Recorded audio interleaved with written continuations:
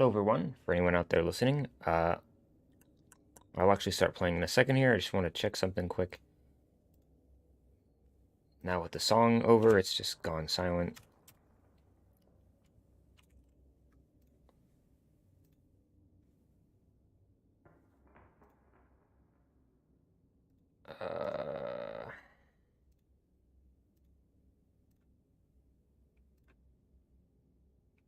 Okay.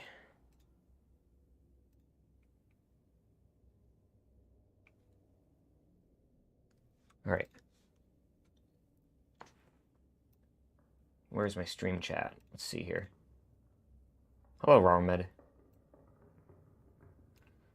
It actually doesn't, which is it's an oversight, I would say. Yes, on the main menu. Hello, Dr. Toucan Kamoon. All right, let's actually start this. Might as well. I know it's late, so like I wanted to do the stream um like a lot earlier in the day. But that's something that's like a personal challenge, let's just say. So we're doing it now, but if I can get myself to, maybe I'll do another stream uh like tomorrow earlier in the day. Ultimately the idea of doing these streams is just to kind of keep the ball rolling with the demo. You know, I want to keep the algorithms working in our favor, I suppose, right? So let me see if I click this button, is it going to do what I want it to do? It's going to be black, that's fine. There we go, okay. So, hello everyone, and all the other people.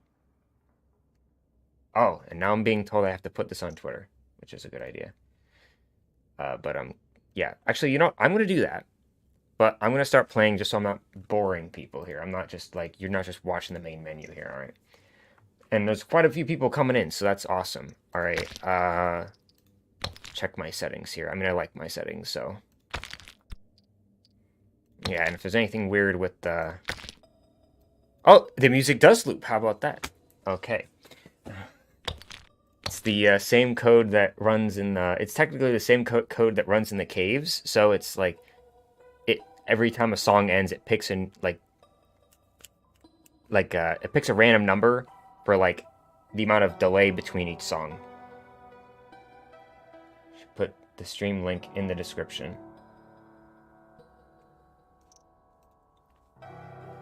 of the stream. Let's get into this. Let's get into this. Actually, I want to start a fresh character.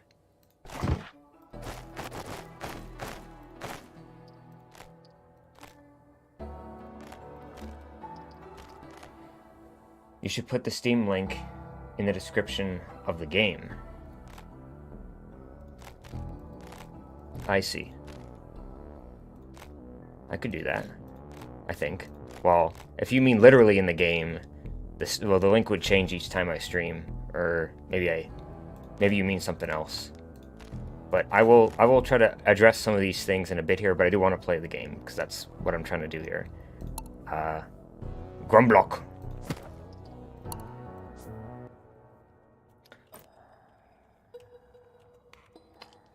No, the Steam link to the game in the description of the game. Oh, okay, okay. Oh, okay, yeah, I know what you mean. Oh, someone saw that. The link. Okay, okay, yeah. I'll do some of these things later. Like maybe I'll tweet in like a couple of minutes here. I'll tweet out this as well. There's already quite a few people in chat, which is awesome. I'm glad to see that.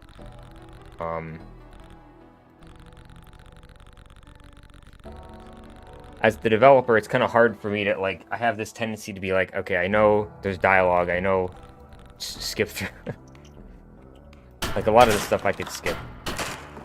And I want to start fresh because, you know, it's like you're getting to see like a developer playing the game, so you get to see, like, I know there was some other people, you know, who've posted like YouTube videos playing the game, so you get to see their perspective, but then you get to see like, you know, maybe I'll do something and then you'll be like, wow, I didn't know you could do that.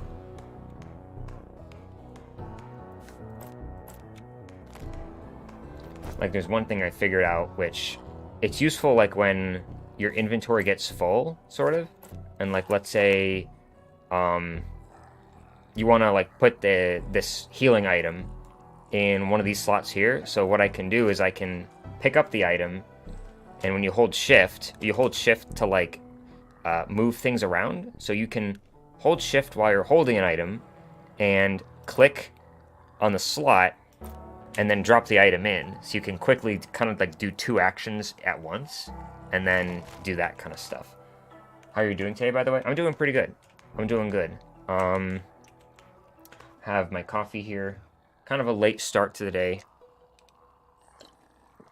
But that's not rare. That's more or less kind of what it is, even though I do enjoy having an earlier start to the day, you know, and if I did have an earlier start, I probably would have started the stream earlier, but yeah.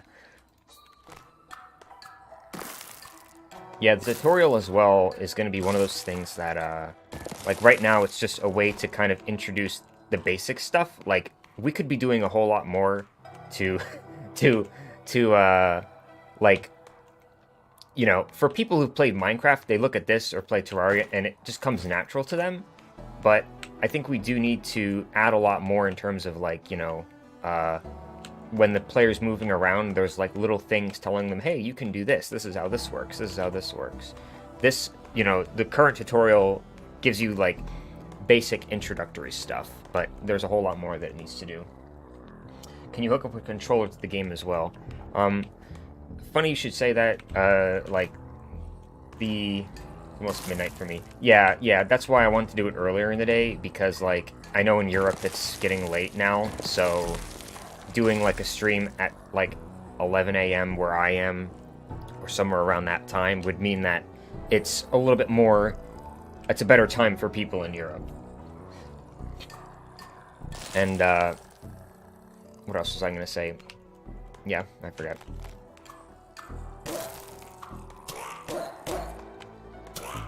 But there are some secrets in the tutorial in and of itself. There's quite a few different little weird quirky secrets that exist. I don't know how many different people found them yet, but there are some secrets even in the tutorial.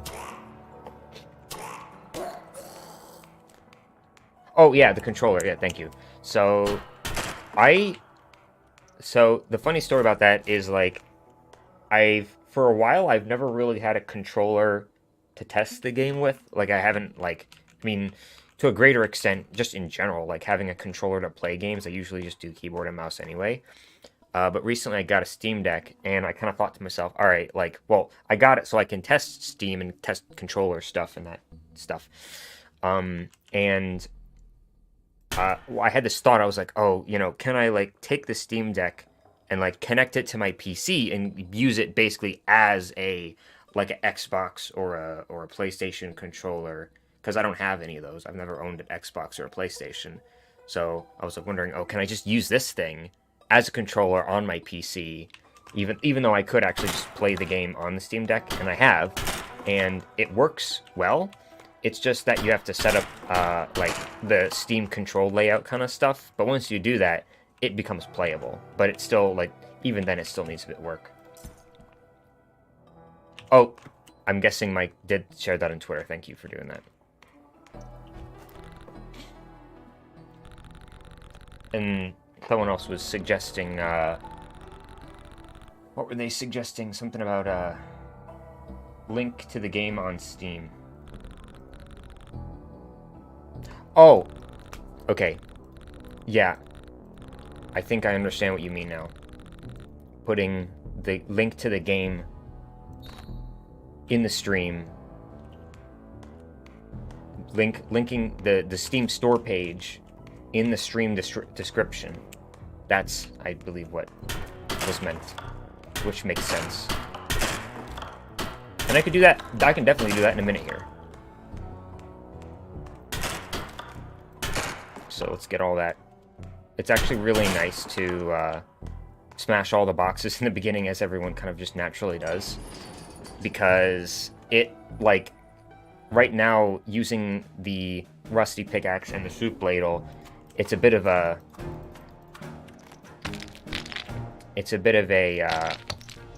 how should I say? It's really slow. you know, making progress in the caves with these items, and so having at least a tin pickaxe makes it a lot better. Definitely. Dr. Toucan.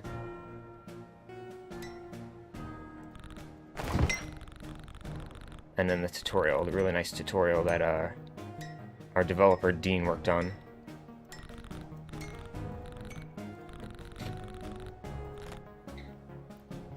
Alright, what do I have? Of course I just have...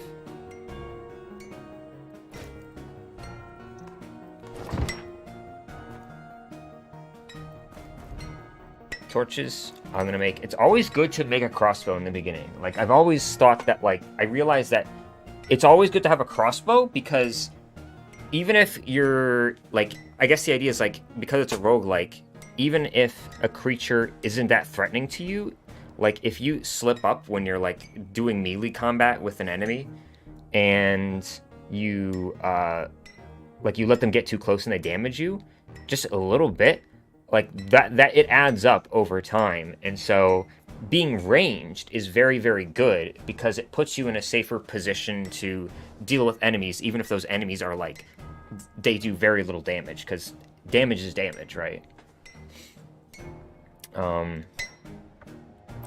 How long have you been working on the game so far? The game started development in 2018, and it was, in the beginning, it was just me and Mike. And then over time, we started bringing on more people onto the team. And that happened mostly when Apogee picked us up and, you know, we struck a deal with them. But yeah, it started in 2018. How's the accessibility so far? For example, I have a deaf friend who loves video games. Are there any audio cues that could deter someone with a sound issue from playing it?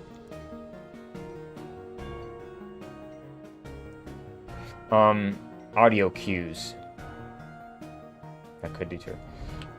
So when you say audio cues, I'm thinking to myself, like I think about Minecraft and how they have in the bottom right, they have like the little pop-ups that kind of tell you sounds that are nearby and kind of an idea of distance. So that's like a sound accessibility thing. But when you say deter someone, I'm thinking like a sound cue, something like for individuals where if there's like a really loud sound and because of a hearing condition they have, it's going to be not pleasant to them. I'm guessing that's what you mean. And like at the moment, you know, I know there are some places in the game where there are some loud noises and we do need to fix those things. But in terms of like accessibility, we want as many people to play this game as possible. And, you know, it doesn't matter, you know, what conditions they have. So things like, you know, literal like helpers, if you will, kind of like what I mentioned with Minecraft, those types of helpers to kind of help people who are hard of hearing. You know, we definitely want to add things like that. And then also just in general fix the really not so pleasant audio issues as well. Like a lot of, you know, what we're like the focus right now is working on developing in such a way that, you know, it works for like most people, but then we're gonna, you know, improve things for, you know, the rest of those people and stuff like that. Yeah. It's funny because the shaking it's used in various different places in the game. Let me kind of put some of these things away. Yeah, this. I'll take this. That's a good healing item. Oh, I don't have any arrows. The screen shaking is used in a couple different places in the game. And right now it's not designed to be like distance-based. It like if there's a screen shake that is caused by something far from you, it's not weaker, even though it maybe should be. And that is something that I personally would like to update with the screen shaking code logic, so that like when a screen shake happens, you know if it's close or far away or something like that as well. Oh, I can't make any arrows, can I? Well, I need to make, yeah, ingots, that's why. There we go. And then I can make a couple arrows. Oh, I forgot about the pickaxes. I wanted to make a better pickaxe and a better tin axe. It's always good to have that.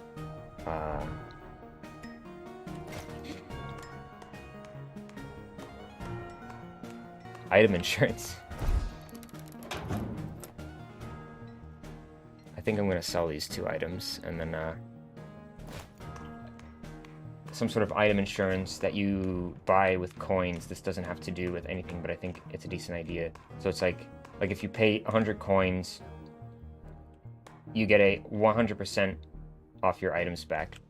I see what you mean. Yeah, it's like you spend money, and it's this idea that like if you lose, I guess if you lose an item in the caves, you're kind of spending money, you're putting money forward to kind of have a second chance at that item, I suppose, or something like that. That's good. It's like, you know, different things to like give people a reason to spend their money. You know, they're all good ideas.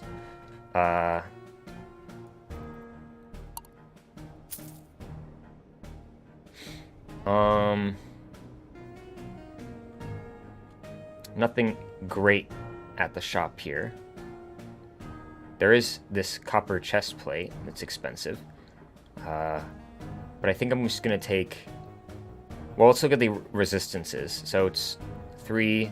The gloves have 3 resistance. This one has 3, yet it's 50 cents. So, the copper gloves... Well, here's the thing. The copper gloves have a resistance of 3. The helmet has a resistance of 3, but it's cheaper.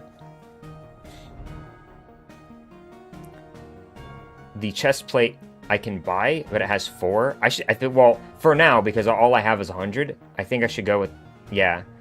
Obviously, a lot of this stuff's going to get balanced. Like, there's a lot of items that they just have a default price of 1. And for those who don't know this, yeah, like, so, like a lot of different things, like, say, like, you'll be able to sell tin ingots, and it'll be worth a little bit more in the future. I think right now, the tin is just 1 gold per, and that's just because that's the default amount. But I would go with the chest plate just so I have as much resistance as possible. Shift click that in, and let's just do this. Let's do this. Yort. Yort. Yort, yort. Dang dog. Yort. Yort. Yort. It's very long.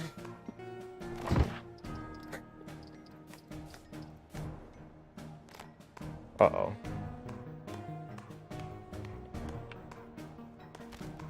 Get down there in the caves. Come back down there.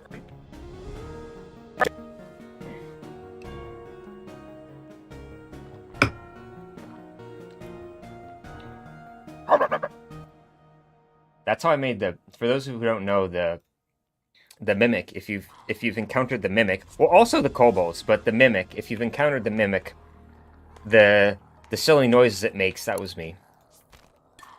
Going. That was me. Yeah, the mimic. What? No. I don't even know. I have no idea how that's a Roblox reference. That goes over my head. I have no idea.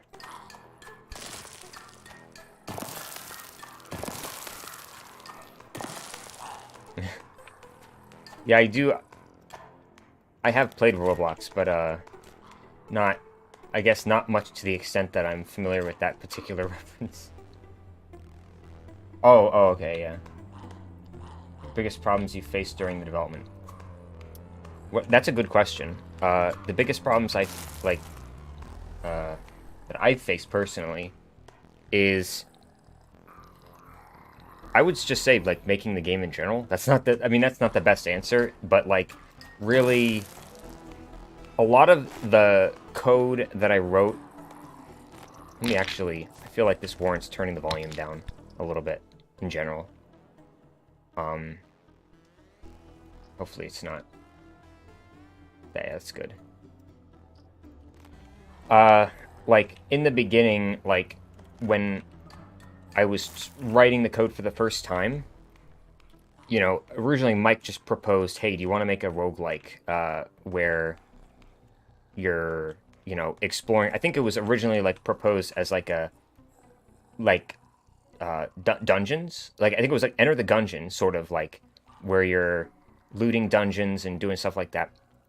And from me being a programmer, I was like, I really want this game to be something that has the same type of intrigue as Minecraft or Terraria or whatever, where it's like Enter the Gungeon in that there's dungeons, but it's a large open area. Like, since this is a developer stream, I might as well. I don't know how many people are watching right now, but let me check that and see how many. Okay, a couple people. All right, so it's not like a crap ton. But for those who don't know, this is how big the level is right now. So it's an open level, right? And you start in the center here, if you in the bottom right corner here.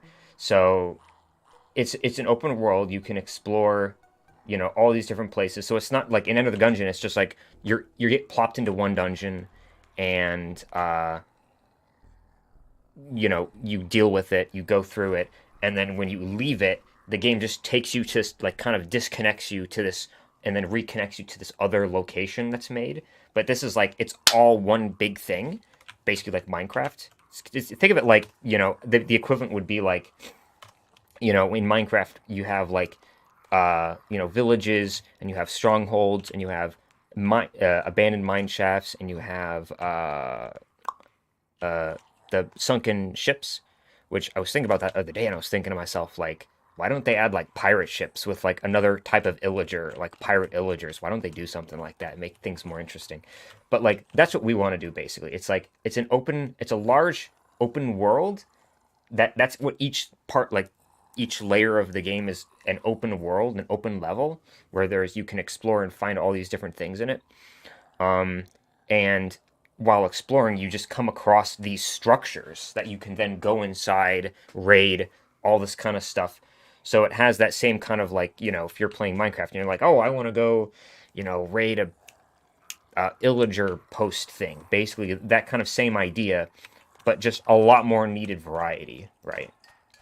And the challenge, the biggest problems is just that you're like I had to kind of learn a lot about how you make a really large, like how you make a large level, but then like Minecraft does chunk loading, so it's like okay, I'll do chunk loading. But I made a lot of mistakes with that over many iterations, kind of understanding the right way to do it and stuff like that. And you know there's just so much I learned just from this project alone, from embracing these complex systems. Uh, in the inventory, like making the inventory very similar to how Minecraft did it, with like, you know, just this like item stacking and stuff like that. And yeah, it, there were a lot of things that were challenges, but it was just, all that kind of stuff. It's always possible, Necro. It's always possible that we might do that. We're gonna try to keep our options open when it comes to what we do make, right? It doesn't have to be super complex. It could be something simpler than this game. This was just kind of like, making it, developing a lot of these like Minecraft or Terraria like complex systems was something that I personally wanted to do because of how much I love those other games and how much I love the systems and the fact that I feel like there's just something to them that you know obviously a lot of people enjoy. So it was like this game it just inevitably through consequence became a very complicated game, but that was something I kind of chose for myself in the beginning. Uh-oh. Oh, I think I found that bug that someone was mentioning. Or no, wait, I'm using the axe. That's fine. I think it would be really cool if to make a game like Terraria that could potentially take place in the same universe as this. Yeah, that's a good idea. There we go. Shit.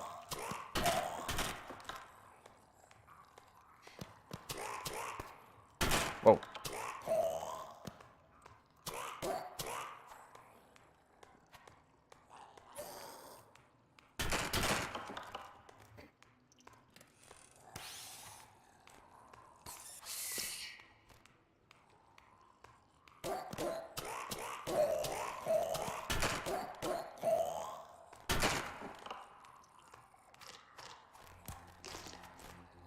All right, let's use the bow or the crossbow. Can I get a...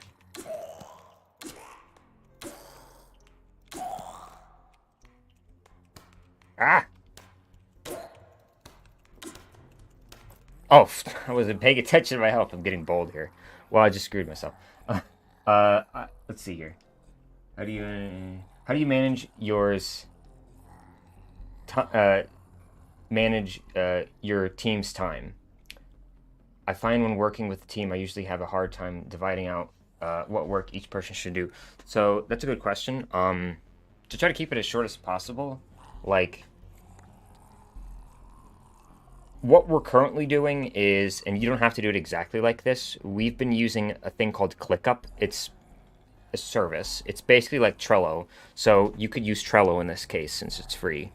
But basically what we do in short is, we have kind of our general, like, I think, like, number one, it's important to kind of make roadmaps for yourself, or at least have, you don't have to call it a roadmap, but just like what are the things you want to do? What are the main things that are important to, the main part of progress for the game? Like, when we first started, working on the game, it was like, the very first thing was like, okay, level. Like, usually you think, what's the first thing you code? And most of the times it's like level or something related to level, or it might be something related to the character itself or something like that. It just depends on what feels like what's the first thing you want to test, right? And I think for us it was like getting the level working. So for us that's like chunk loading, right? The level is just a giant grid of data, and when you have like a point or a transform, it's not even a player at that point. It's just an object with a position and nothing else. And you basically say, I want to load all these kind of regions of the level around that point. And then when you have the player working in kind of this thing that you can control with the arrow keys, then that becomes a part of the player. And when the player moves around, the chunks, that logic where it loads the chunks around the player just happens. And that was kind of the first stuff we did. But ultimately, yeah, I shouldn't have been too bold there with that run. Well, that's what happens in this game. You can't. That's a part of the game. But here I'll just do this. What was I gonna say? Yeah, like that, but that was just, so in the beginning it was just like me trying to figure out what to do. But now that we have like a team of people, like we use like, not Trello. I was gonna say, you could use Trello or something like this, but you want to just have on your Trello like all the different things that are your kind of primary focus for like either the year or let's say either the year or just for that kind of the near term, like things you want to do. And let's see here.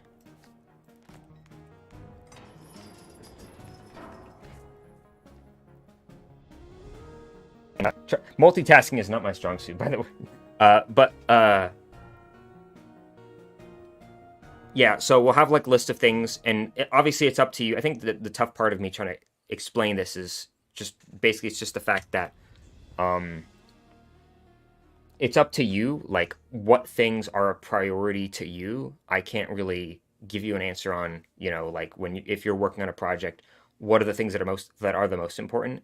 But whatever things you feel are the most important, break them down into individual tasks and be like, okay, like for our case, you could say like, implement chunk loading system or write code for the level data, right? For us, we needed code to store all the level data because it's a giant grid of data basically because the levels are tile based. So, you'd have these kind of individualized tasks. And you're doing this for yourself, obviously, in this kind of context.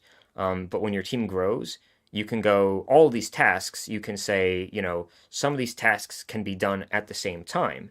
So then you could say, all right, well, this person could do this task, or this person could do this task.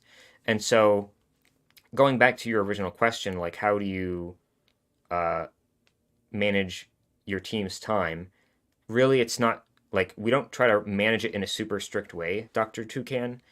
It's basically like like really just the way we do it now is, we have our list of tasks that are in line with our current roadmap, like things that we want to get done. And those things there could be like bug fixes in there, small features, whatever, et cetera, et cetera. And, we might say these things are of a higher priority. And so the other people that are working with us can see those tasks and say, okay, we want you to do these things, but it doesn't matter what order you do them in, right? These are just the highest priority things. And ultimately, it's up to them and to kind of look at what's on the list of things and say, oh, I'd like to do this or something like that. But there are times where we just say, like, depending on the situation, depending on how much time we have, we'll just say, okay, we need this particular thing done. And we try to kind of say, all right, yeah, this thing we know can be done in a short amount of time. And so, we can have this person do this particular thing. But if it's something that is critical in some way, then I might just do it myself and be like, okay, this thing has to be written a certain way the first time, so it might be good for me to do it or something like that.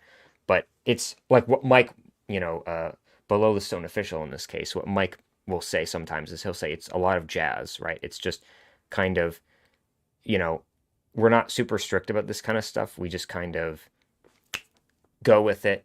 There is a little bit of structure to it, and we say like, oh, we need these things done. And so different people can, do those things. But it's a lot of just kind of ebb and flow, take things play it by ear and stuff like that. What would you say inspires me the most?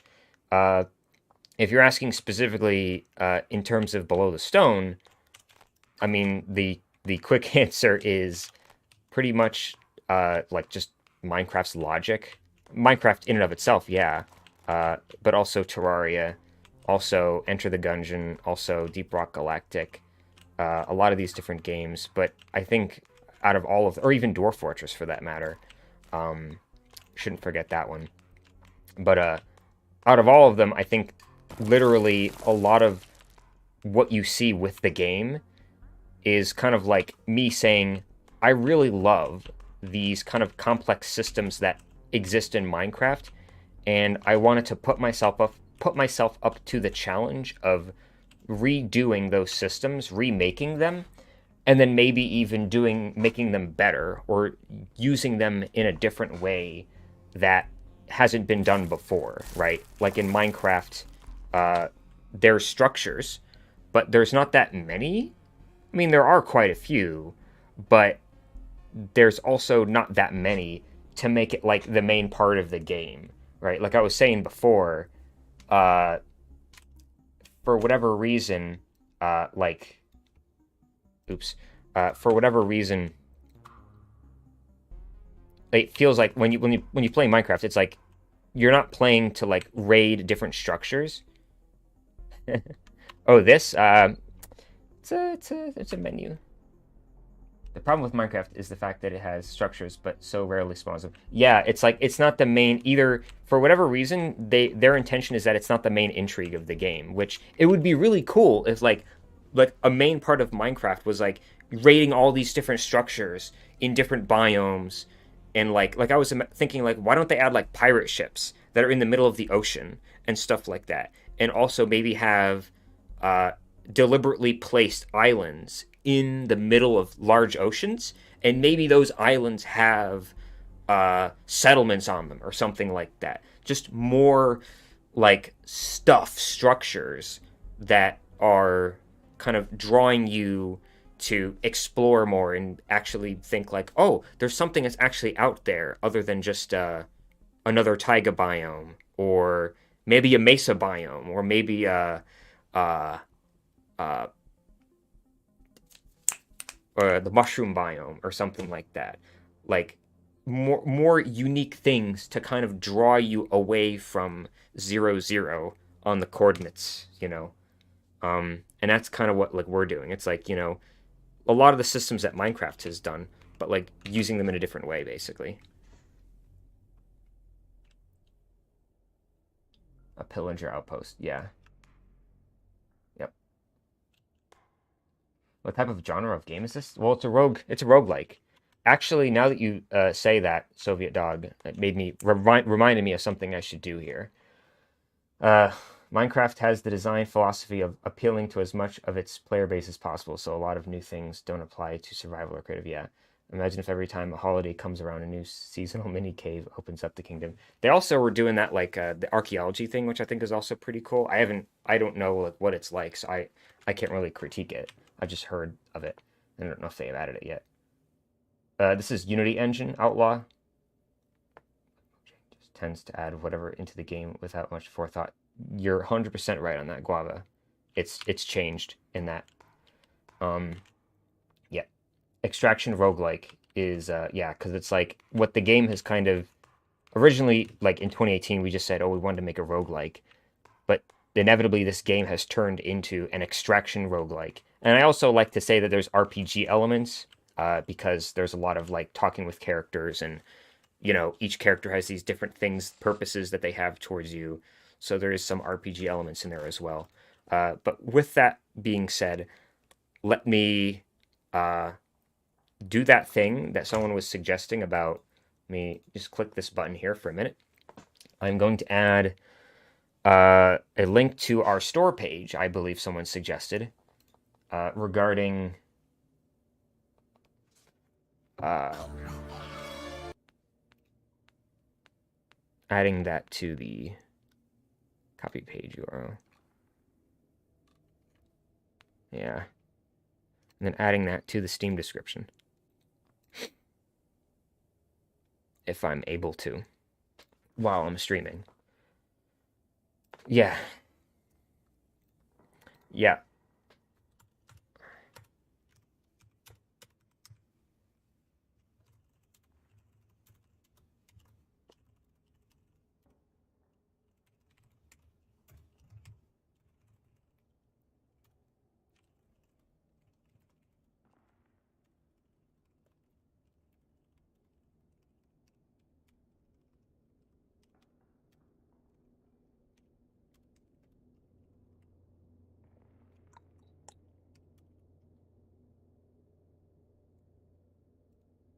How did you get how did you first get into game development? How did you learn the skills necessary to make a game such as Below the Stone?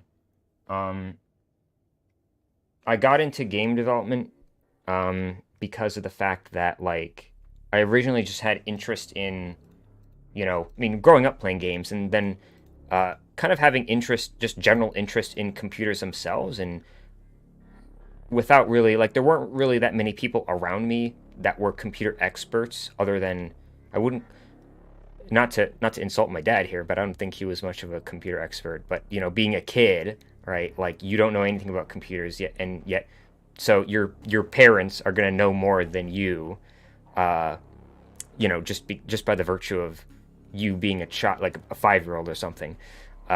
So like my as a kid, I'm like, you know, the only kind of person around me that like knew a lot about computers was my dad, but I grew up and I kind of realized that like even he didn't know that much. Like he knew how to like, you know, fix things in this kind of very simplistic way. But anyway, that's not important. So I kind of grew up with a lot of interest of computers with not really any major like big mentors or anything like that. And I was like kind of have this intuition of like, oh yeah, like these things that are on a computer, you know, computers are made in factories, but yet the stuff that you do on a computer, like the games and the programs and stuff, someone had to make those and put them on the computer somehow. And I was very uh, intrigued by that and was like, I wish I could do the same thing. And I kind of felt like, oh, I probably have to be super smart to do something like that. But then I realized, as when I got into like middle school, that actually you don't have to be super smart to do this kind of stuff. And so then slowly over time, I learned more about programming. And in high school, I took some classes in Java, particular the programming language Java. I took some classes on that, and that's really where my experience took off. And at that point, I was like, like I said, I play video games my entire life. So what ends up happening is I, think to myself, that kind of passing thought of like, oh, I can, it would be cool if I took what I know about, coding, programming, and make games and stuff. I mean, we did do that in like our Java classes. We made games and stuff. Um, and at that time, it was kind of this kind of like, oh, I could do that.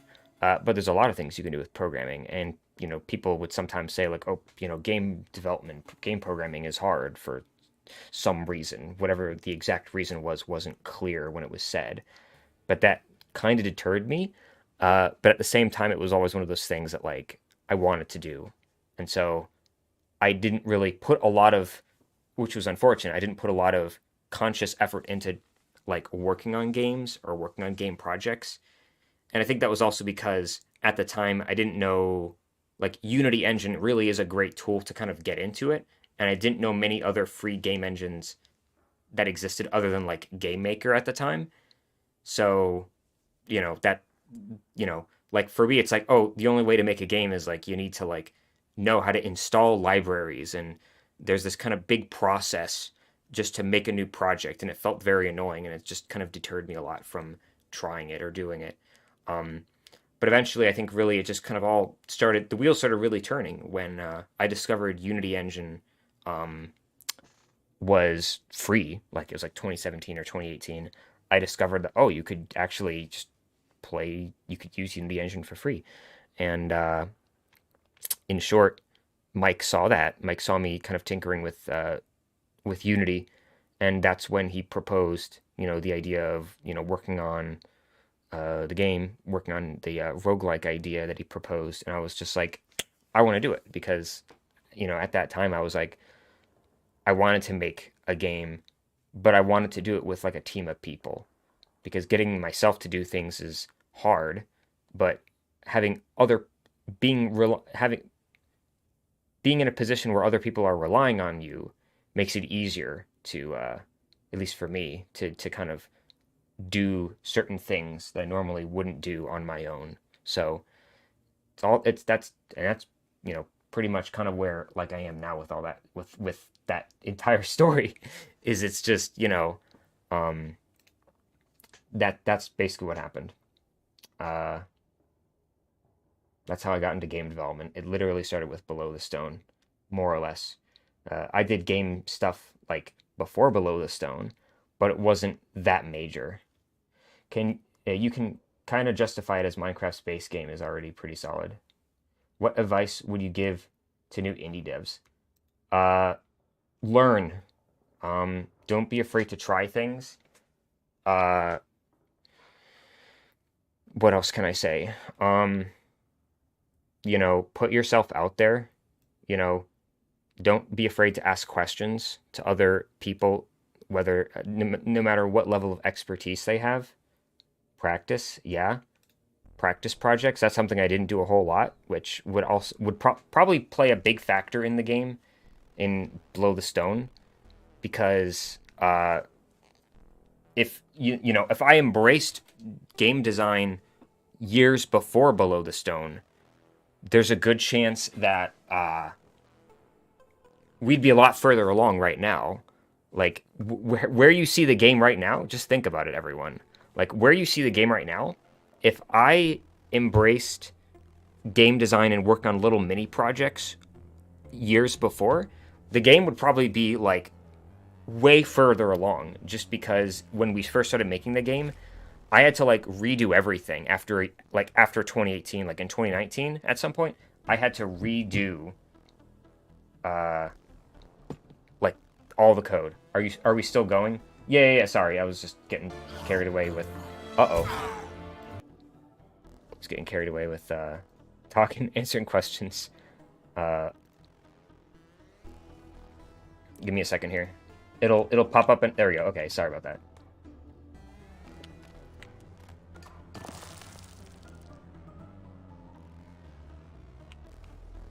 Yeah, so I think now in the description, now in the description of the stream is indeed the link to our Steam page, because right now we have, for those who don't know, there is, I'm so excited to see how you play versus how I play. Okay, all right, yeah. And so for those who don't know, the game I'm playing right now is on Steam right now as a demo, so you can play this for yourself right now. But that's also why I'm, Steam and GOG. And that's kind of the reason why I'm playing right now. I wanted to keep the kind of algorithmic, if you know what I mean, ball rolling in terms of, I'm hoping YouTube's going to recommend this to people. But also this gives people the opportunity to see, how to play the game from the developer's perspective, right? So I love answering questions, but I kind of have to, like, balance that, doing that and playing the game. Because people are here to see me play the game, I figure. I actually saw the stream on my tube feed. Well, that's good to know, Guava. Uh-oh. We got a gold grub, I believe he's called. He's a squeamish fellow. I hate these bats. I actually hate these bats. They should not be attacking you immediately when they see you. That's not what they're supposed to be doing. The gold grub. Come here, little guy. I don't want to hurt you. Don't hurt the gold grub. He doesn't hurt you. Well, actually, he does hurt you, but I don't think that's intended. Like, watch. I'm pretty sure, No, he's not. What you doing?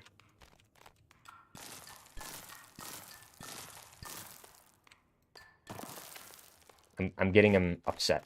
He's, he's nervous. When you get near him, he gets nervous. He hurts you if you attack him. Okay, yeah. That's probably why. He's just, chewing on the rock, Nothing wrong with that. Yeah, he's gonna chew your foot off.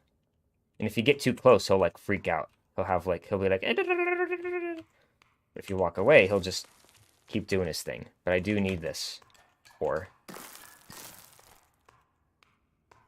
Silly little loot grub. Yeah, no reason to kill him, right? He's a good little guy. It's Slimes, though, on the other hand.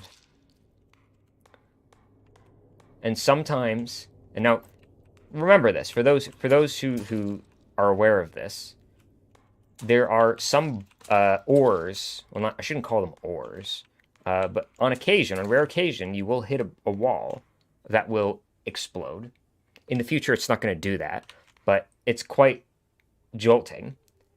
But it happens when you hit that rock. And so consider this for a minute. This little dude is just kind of randomly wandering around, chewing on blocks, right? So the fact that there are blocks in the game that explode when you hit them, and you mine them like this, and this creature does the same thing, just think about it. Just consider those two things for a moment, all right? I'm not going to say anything else. Just consider that those two things exist. There is another creature other than the player that can mine blocks, and that there is a block in the game that explodes when you mine it. All right? That's all I'm going to say.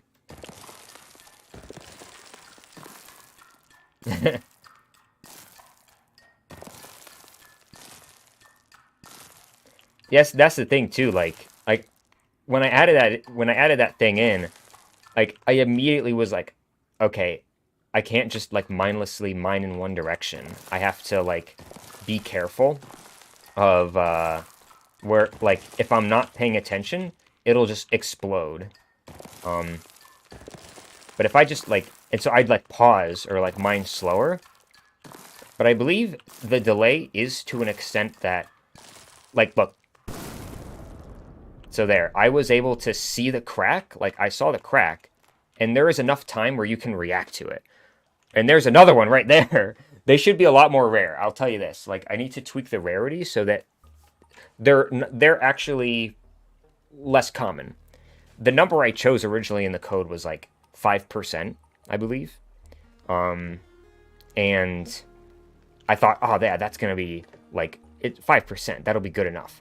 But even for 5%, you still come across these things quite often. You should make that creature pathfind towards one of those blocks if it isn't already planned to mine blocks randomly. Yeah, maybe. That's a good idea. Like I like just the idea of these kind of chaotic things happening in the game.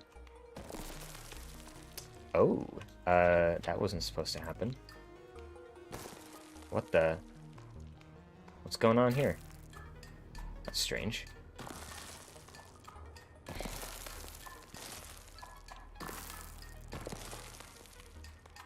I wonder if this was the bug that someone was reporting earlier.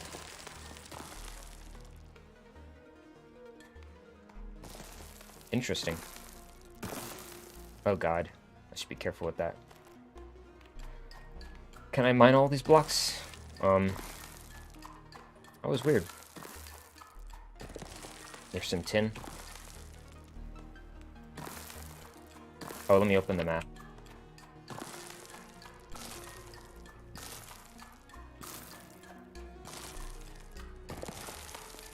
Also, nice tip here. If you see sparkles, there's a chance. I'm just like, right now the sparkles are for ores, but when you see those sparkles, there's always a chance that the sparkle is one of those blocks that explodes. Just so you know. Good little developer tip that you're hearing here firsthand. There, see it? There you go. Look, well, I mean, the sparkles are on the tin ore here, but in fact,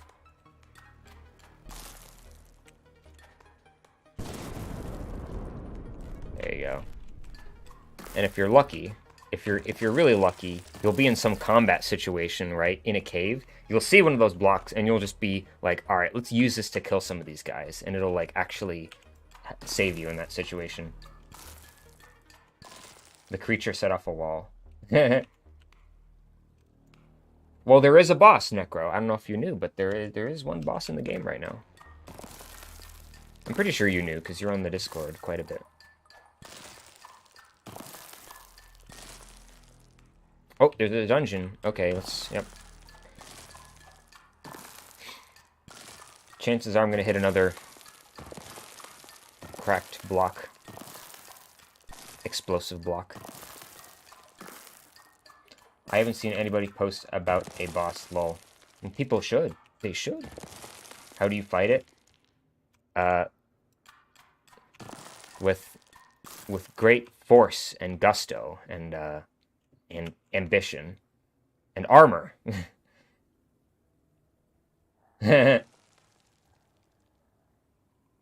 Yeah, there's two different types of dungeons, even though, well, when I say type, I mean like there's tons of different varieties of dungeons that exist, like structures, right? But there's like right now there's like what I call small structures and large structures, where like the one you see here to my left, that's like a small structure. But the large structures are all right now basically dungeons, and they're very large and they're procedurally structured. Like this structure was pre-made. It has like a preset design to it.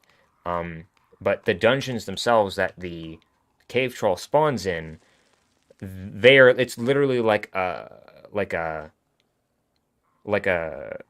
village in Minecraft where each piece it's structured in a very procedural way. And yes, there is there's a good chance, it's not guaranteed, but there's a good chance that the boss or a boss creature will be in the middle of that structure in that dungeon. Yeah. So you can find it, and it's totally worth sharing that experience with that boss. It still is a work in progress. I'll say that the cave troll. I wonder how long we've been going for on the stream here. Yes. Live for the greed. Let me eat some mushrooms here before I go in. This is gonna be...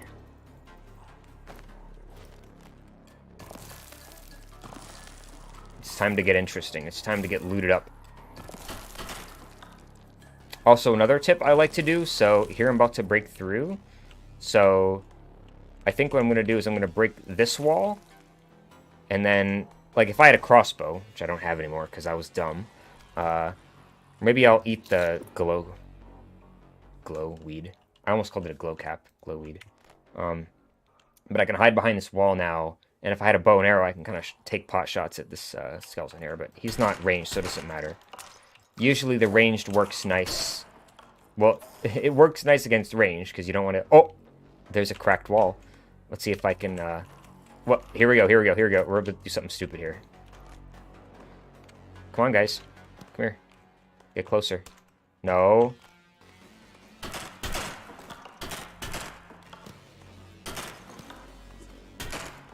Okay, this is extremely stupid. Over here. Ah! No! They're supposed to pathfind, but they're not. Come on.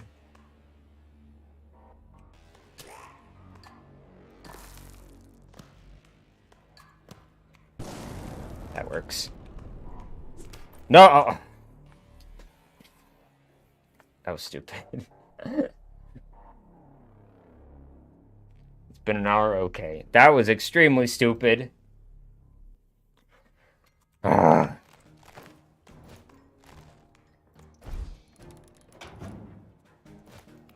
Yeah, now I just gotta go in raw. It's just a rusty pickaxe. What do you got? Do you have anything, even though I only have 3 gold coins? What do you got? Throwing axe. Yeah, the shopkeep is gonna have a lot more, like... Right now, it's like, he'll, like, randomly give you different things. Like, he might have, at the bottom, you'll see, like, different items each time. And it's random. So, we're gonna add more things to that list, so it's like there's more of a variety of random things. Yup. Yep. Indeed, that's correct, Guava. I think I'll do these. Let's just say we're going to have a developer meeting after watching this. Yeah, I gotta get good at the game, you know? I can't be... As a developer, you can't be bad at your own game, right? I mean, you can also take the other perspective and say, like, if a developer is bad at their own game, then that just shows how good the game is, right? Like, if it's such a good roguelike is one that's not easy. So, yes, there will be goblins in the cave. Indeed. In fact, a lot of the structures will probably, I'm just saying this, probably have goblins in them and stuff like that. Like, some of them might be, like, goblin outposts, or goblin strongholds, or barracks, or whatever you want to call them. Or potentially, you know. Depends on where you find them. Might be like a rare thing.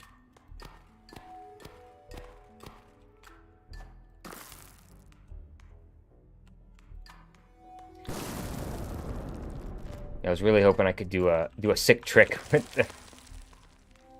with that exploding wall. I should have had more mushrooms.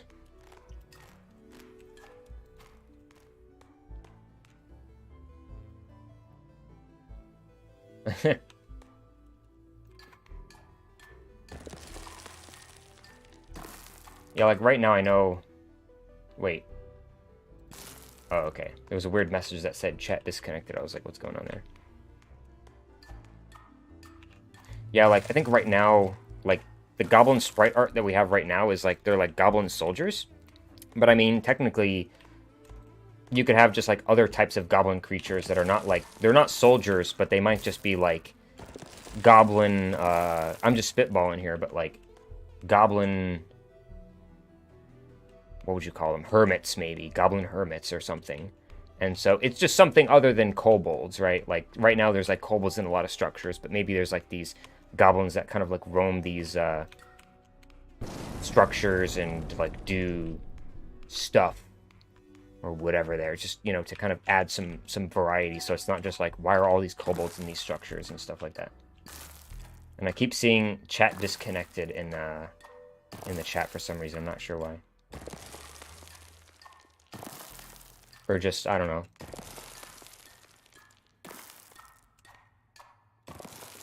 Yeah, there's a lot yet to be solidified when it comes to goblins, but there's a good chance, you know, like, our current goblin soldier sprites will probably be, like, more common on layer 2, most likely. Oh.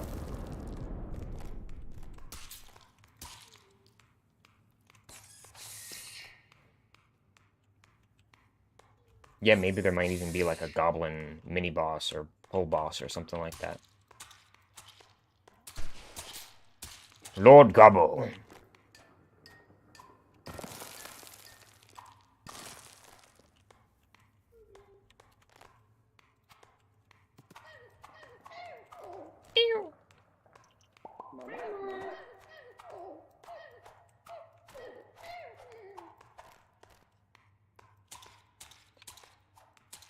I do want to at least get... It's always... Like, here's the thing, like...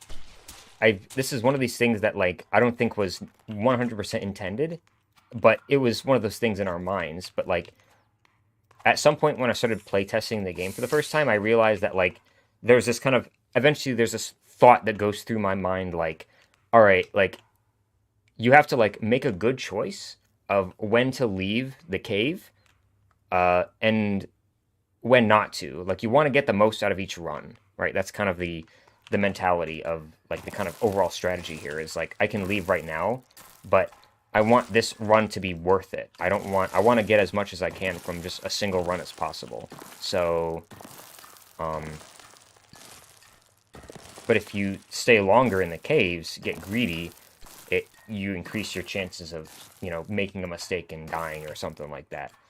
Or, like, you hit a wall. You hit an explosive wall and blows up. Oh, you're Walter. Oh, okay.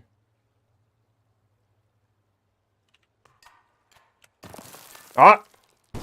There you go.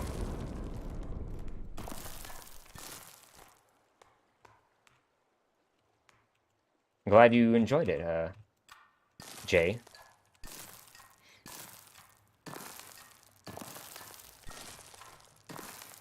That's even more awesome. The fact that you're recommending this to your friends. That's what we want to hear.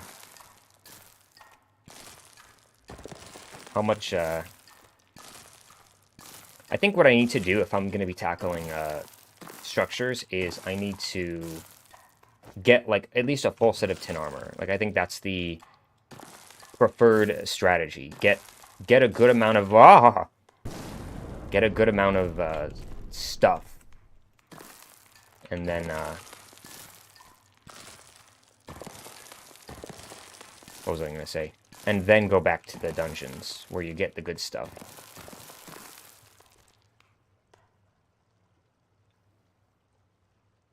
Yeah, oh yeah, the missions, there's, like, a lot of how the game is kind of balanced right now is meant for the sake of a demo to kind of give people the opportunity to experience a lot with the game.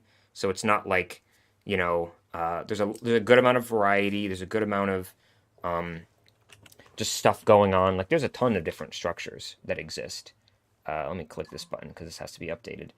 I can kind of see here, there's, like, all these little different things all over the place. So there's a lot to explore and kind of experience. But as we develop the game more, we're going to rebalance things. Some things will become more unforgiving, but at the same time, those things that'll be more unforgiving, it's meant to, you know, make the game more challenging. And, you know, like, first example, you know, you could have a ton of mushrooms and just sit and eat them all day.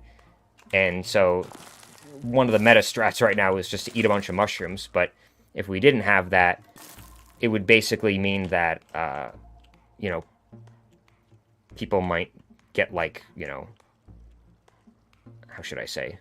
You know, it's going to make it harder for people to kind of make progress. We want people to experience as much of the game as possible, but not make it too easy that like it just feels boring. Like right now, there's clearly from the watching the people playing that there is a clear challenge. It's not easy, but there are ways where people can kind of like cheese the game a bit, so that you have the opportunity to kind of see what the game is like, more or less. Like that's what that's for.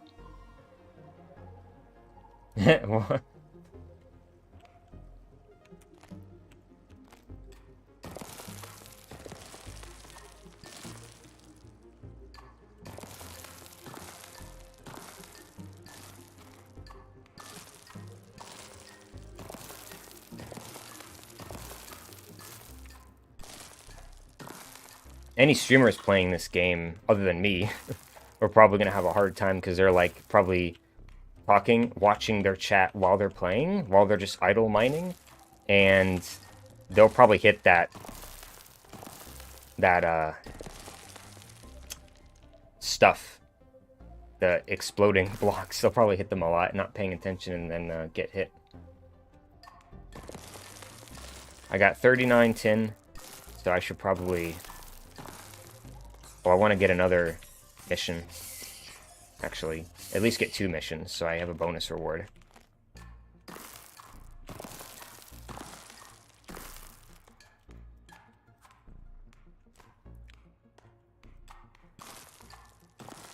Get some glowweed, maybe.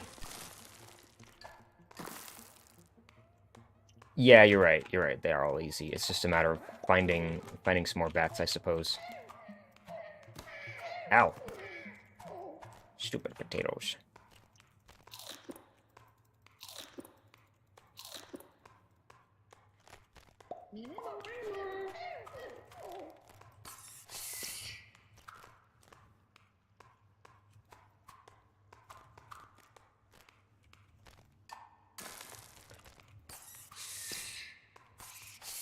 One more bat, and then 3 more glowweed.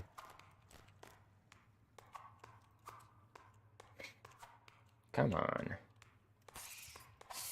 Oh, there was a point, just so you know, there was a point where the guano was used for something. It was used for the dynamite.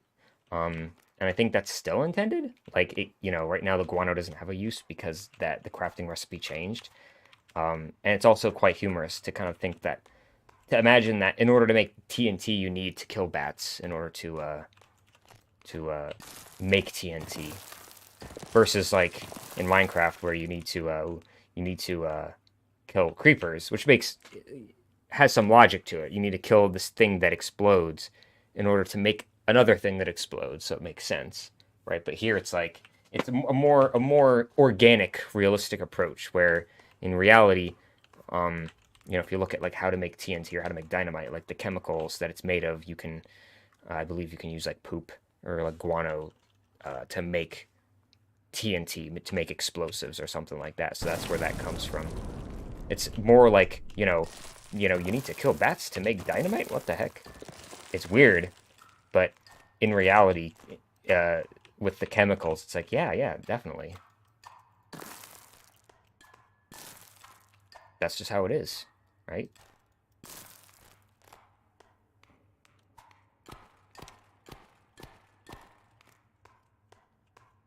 Oh, I just need 3 more glowweed, which I don't think. Oh, no. Oh.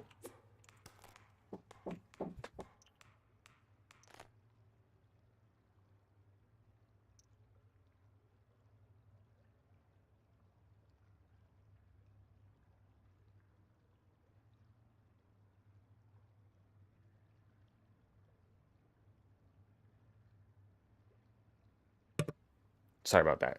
Little interruption for a minute there, for a second. I think I just, almost. Oh.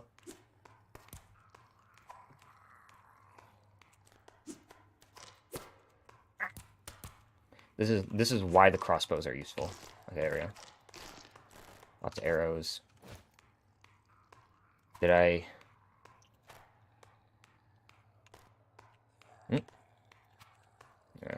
I hear kobolds. Oh, there they are.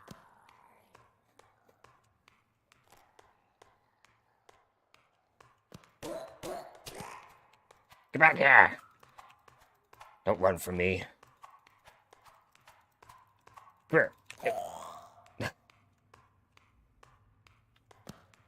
Oh no, another crossbow. Shh. No, no, no, no, no, no. I thought there was a structure because I heard the kobolds. Oh. Two blue caps. I can make a healing potion. Is there another glowweed? Ah, I just need one more. I just need one more. There we go. I gotta stay in the dirt biome because... Or maybe I don't. I don't know. Or no, I think that glowweed is there because it's like near a dirt biome. Oh, here we go. Come on. Oh, come. Just give me one. One. I just need one glowweed. Whoa. Yeah. Come back here, kobold. Even though you're probably not going to drop anything interesting. Oh. Gave me a ham. Alright, I'll take that. Should probably move a lot of this stuff that I can't really... Uh-oh.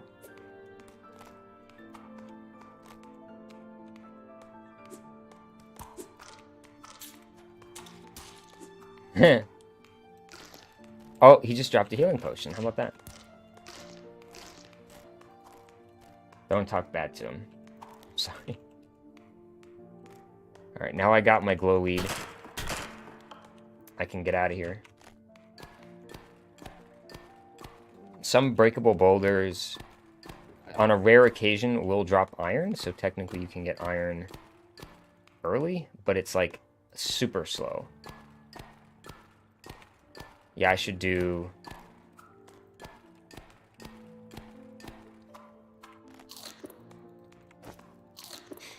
Gotta eat up my mushrooms.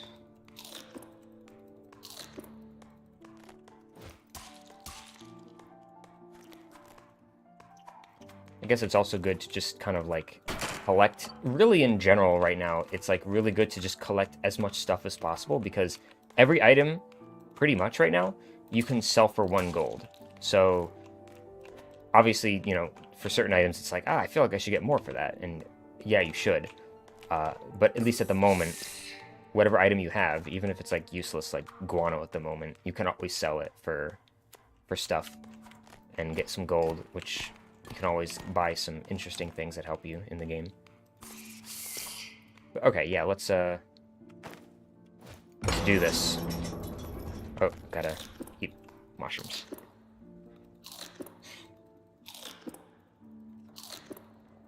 And we'll finally do this. We'll finally get our first completed run.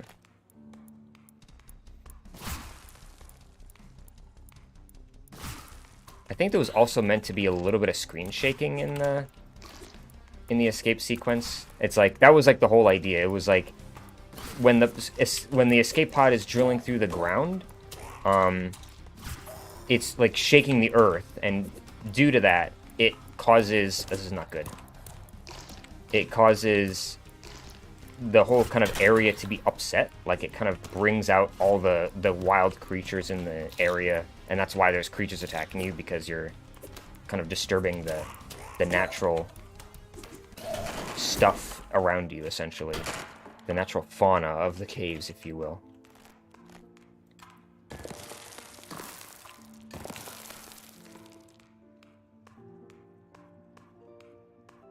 think that's... Alright, let's just go. Let's get out of here. There we go. First run completed. Alright. Let's see what we got here. Congratulations. 200 gold. I got a tin helmet. Not that great, but it's a good item to get for free, basically. And we get a silver axe. We go from a rusty sword to a silver axe. Yeah, that needs to, that I think a lot of those loot tables for these kind of things, it's like, you know, like it's not, it's quite rare to get a silver axe, but it's like you need to do a lot to get it. But at the same time, I feel like that needs to be rebalanced. It's just, again, like we want to, like, you know, for a demo, we want to make these rewards in the game feel like they're worth it, even if they need to be balanced. I'd rather the game feel like the rewards are good rather than being not enough good rewards, and it just feels like you're playing the game for nothing at that point. So, Silver Axe. Let's see here. Let's first craft some stuff now that we got... Where did I get a mining helmet? Oh, no, I had it. I was wearing it. Check something.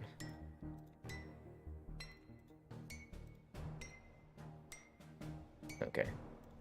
So, I'm going to make some tin, of course. I'm not going to use all of my coal. I just want to use some of it. Because you can use coal for a variety of things. But I'm just going to make myself like a full tin armor, right? And I don't have any copper. I didn't explore far enough to get copper. So I'll get a copper pickaxe. And I think that's pretty much it. And then I'm going to sell a bunch of stuff. Store some stuff back in the bank. Oh, I have 2 tin gloves? Wait, oh, that was an accident. You just found a swarm of bats.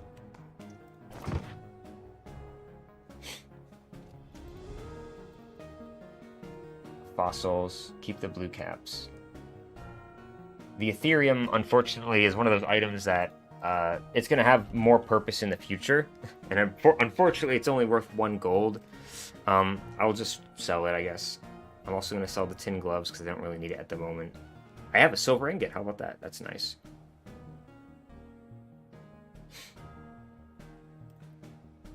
Let's see. I don't need the amethyst.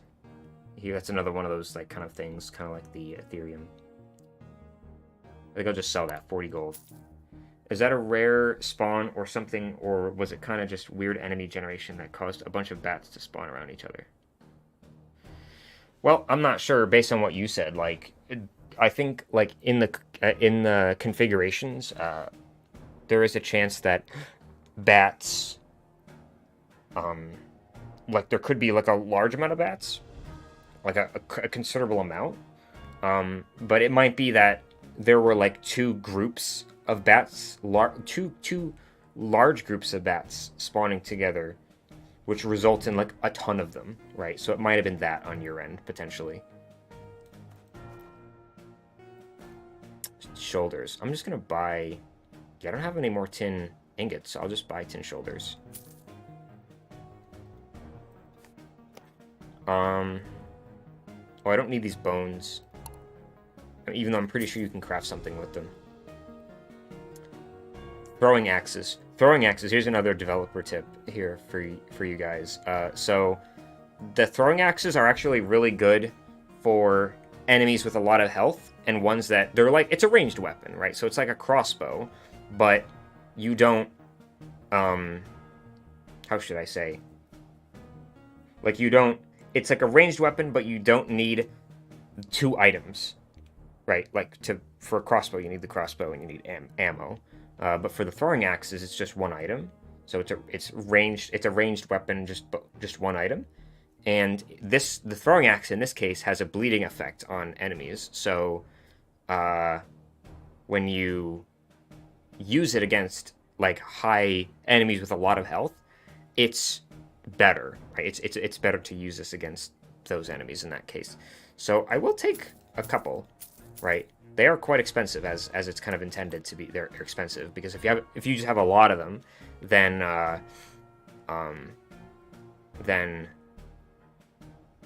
you can cheese a lot. So it's like the throwing axes right now are something you only want to use sparingly for the most part. And I'll get some torches. All right. The only thing I'm really missing is like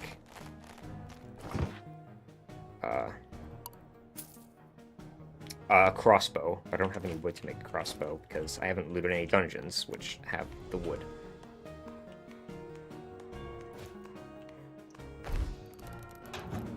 Let's see here. Oh, I can make some health potions because I have blue caps. Oops.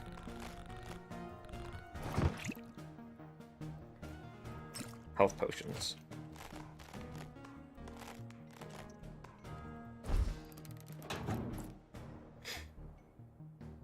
I'll take the ham. Deposit all of my...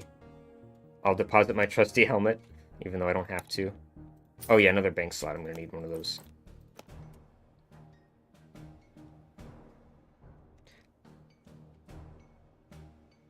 Let's see here. Potatoes are slightly better at healing than mushrooms.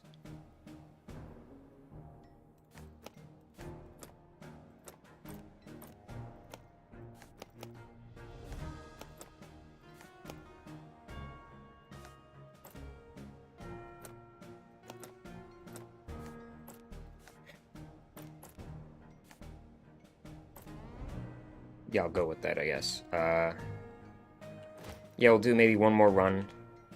Let's see. Actually, let me check. Someone said how long the stream is running, but I know it's getting late for most people. I think some people are kind of like... Oh, you got a cool hat? What'd you get? The Magus hat. Nice.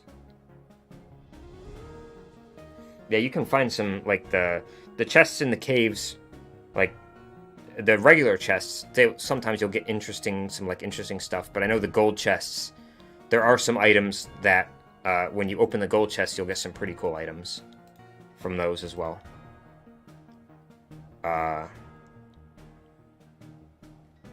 Oh yeah, I was trying to check how long the stream has been going.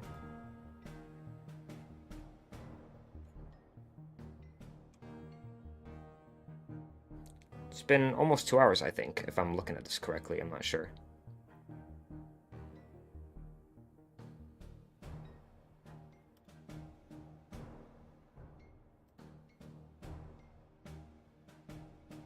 It's, oh, an hour 30.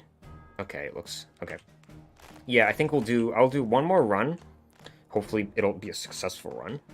And I think I'll just leave the stream as that, because I do have some food that's waiting for me. And hopefully maybe tomorrow we can do another stream, have it be earlier in the day so more people can catch it. The original intention was to have it be earlier in the day, but, you know, I messed up on that. So,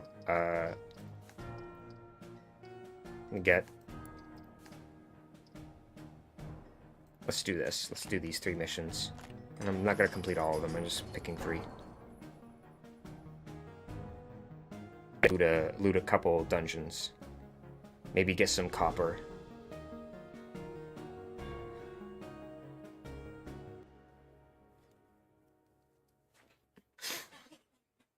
We'll see how that goes. Alright.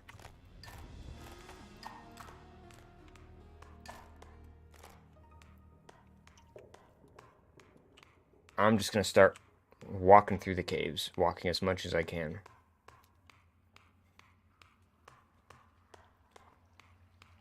I did hear some kobolds, though, so that might be a structure.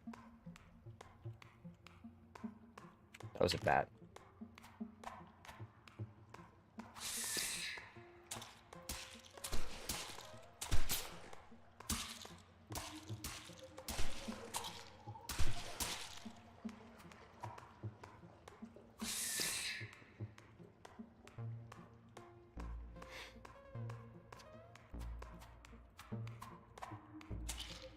Oh, yeah, there's a structure right there. Oh.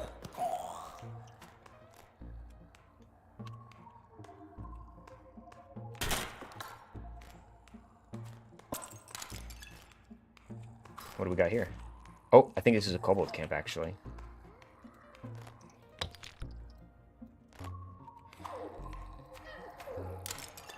It is, it is. Oh god, oh god, oh god, oh god. Oh god. Wait, can I... Yeah, I shouldn't use those. Oh god, oh god.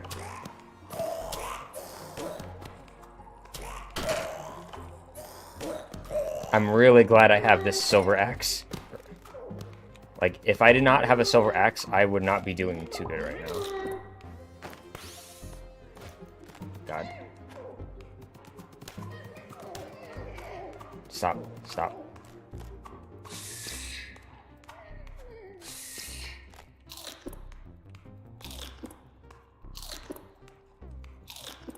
Ooh, we got some lava fern. Oh god. Stop. Oh, there's some iron. That's an iron ore I can't find.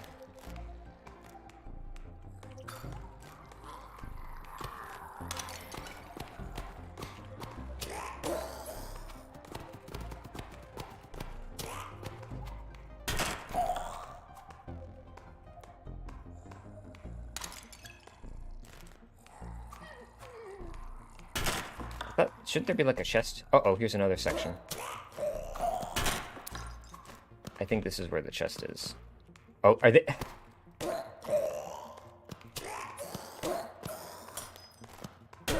How?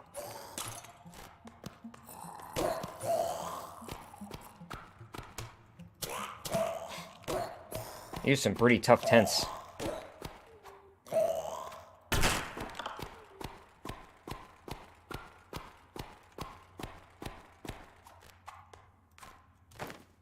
Alright, I only got 5 copper from that, from these vases. Makes sense, I guess.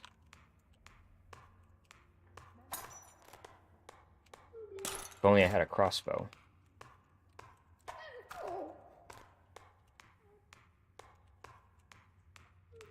This tent doesn't seem to be spawning any kobolds, even though it should be. Well, I already killed a lot, so... And I'm at 2 hearts right now.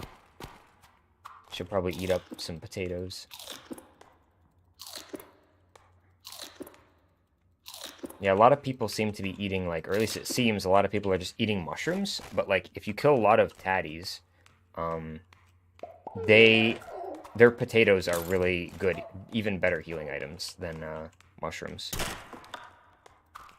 It's like bread in Minecraft.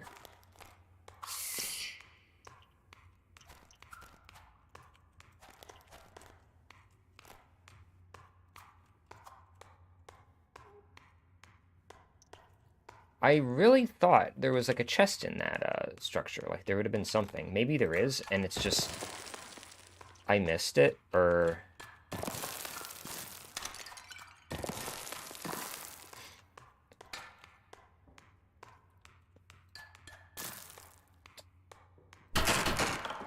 it's kind of disappointing if like this structure just doesn't have not a single chest.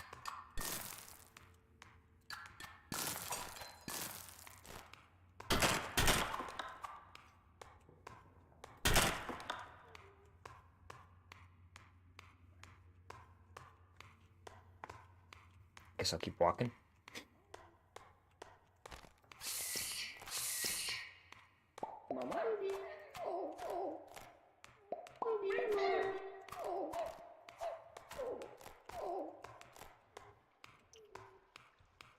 What's that in the map? Oh, there's some rosalite for my mission.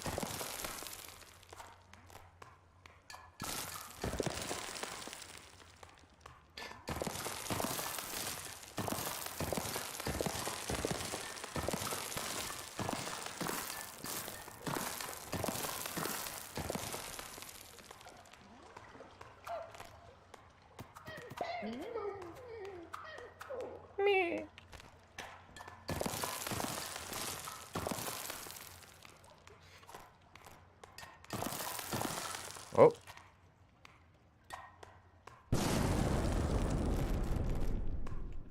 Yeah, it's the rosalite mission. Oh, there's a structure. There's another one. Let's do it. Let's raid it.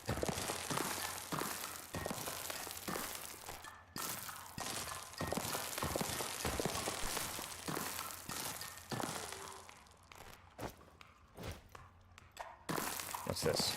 More tin.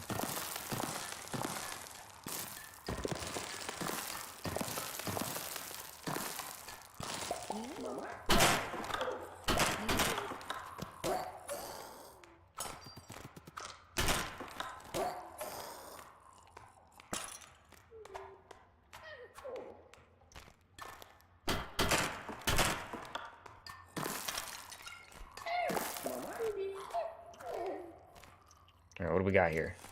Ham and some more hatchets. That's pretty good. I could really go for some dynamite about now. Always good to have dynamite.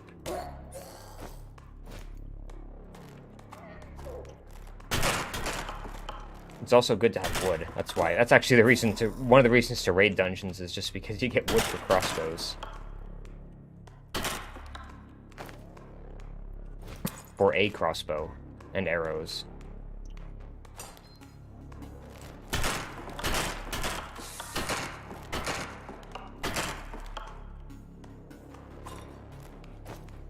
We got 12 copper from clay vases.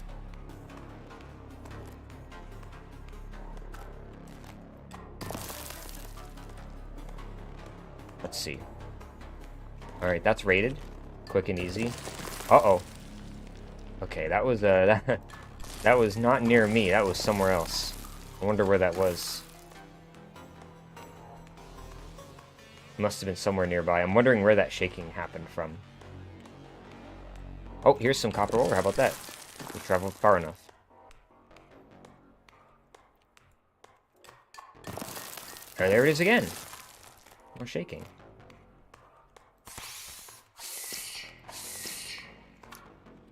Let's see where that's... Oh, there's a fun guy.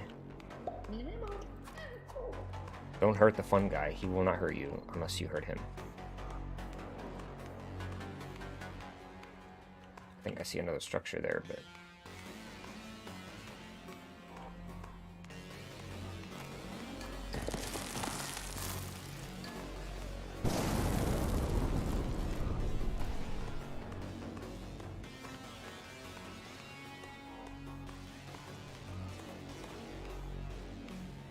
I think that's what it is.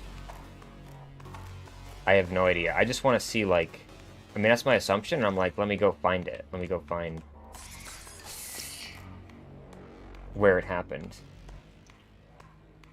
Or it could be something else. I don't know.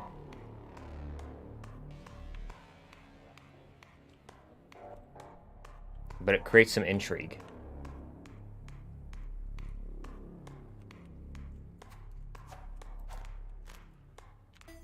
Alright, let's just keep moving up. I need medium slimes.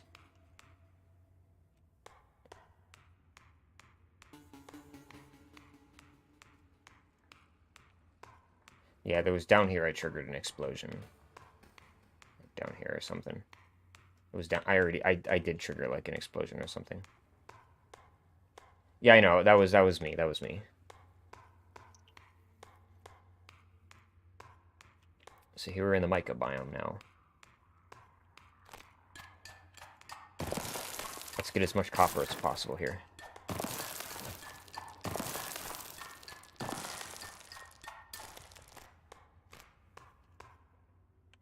Oh. Well, there was a... I think to the... Yeah, I don't know. I might have... There might have been something. I don't know. Oh, there's another dungeon. That's what I was looking for.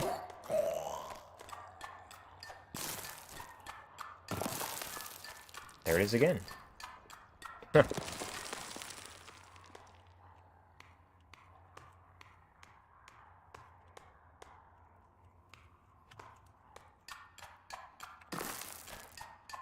It's the mystery of the earthquakes.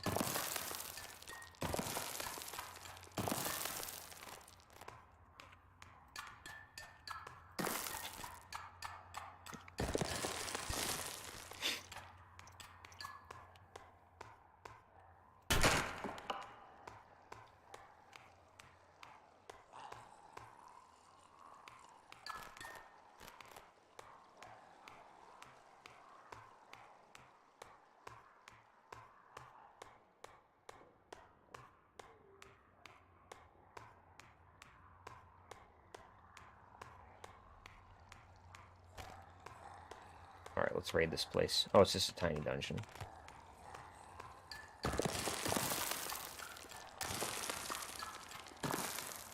Let's get him, boys.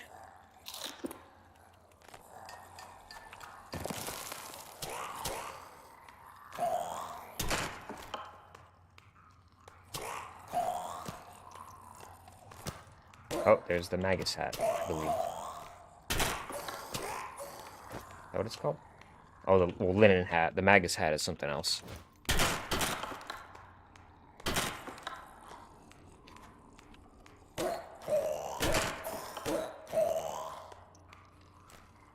Oh, look at that. Copper shoulders.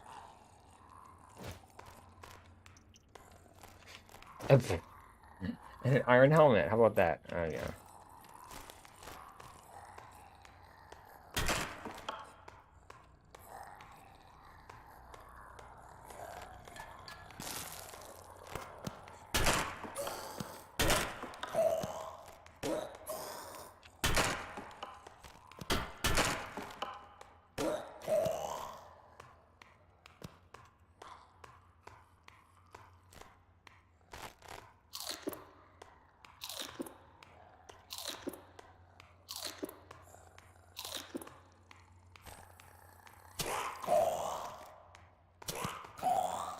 Another blue cap?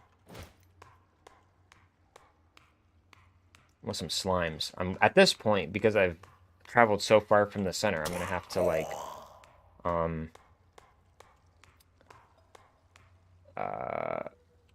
gonna have to find slimes in a different way because you only find the slimes near the center. There's a slime biome. So we've made it to the spider biome, so we're getting pretty far out.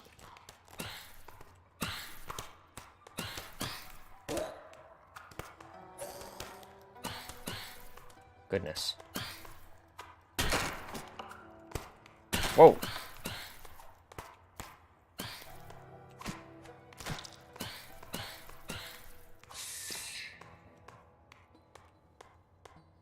And that's if I'm gonna...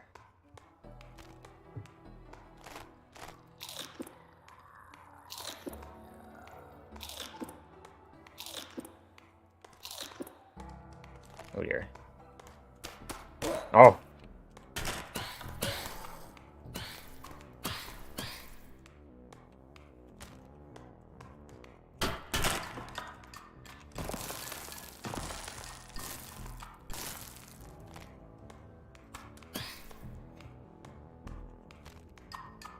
Am I out of space?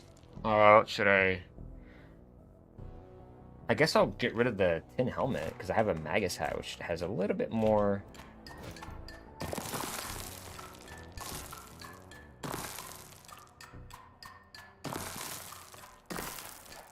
Now we're getting into the copper zone. All this copper now.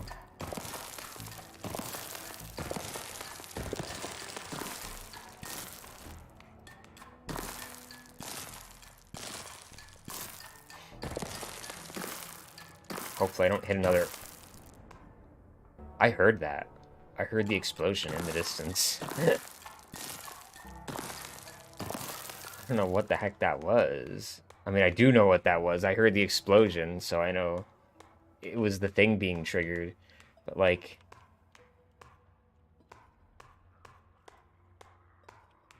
I heard it in my left ear, so...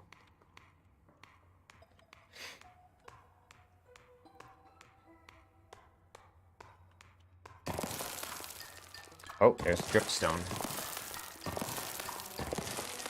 I want to find it. I want to find where the explosion went off.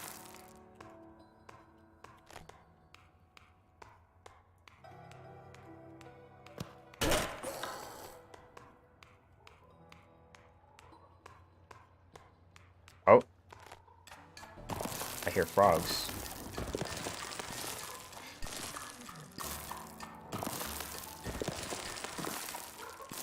Frogs. The frog structure. Unfortunately, I think I'm gonna drink my 2 ales. Let's see. Another ale. And more hatchets. Now I got plenty of hatchets to deal with whatever treacherous monsters come my way.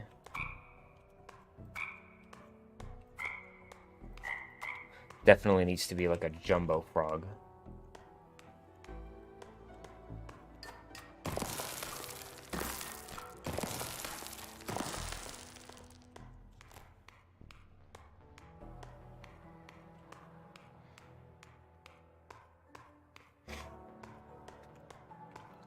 If I find a slime biome, or even one of those slime structures, then I should be able to complete my last mission.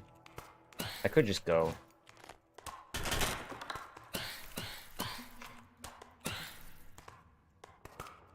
Oh, jeez.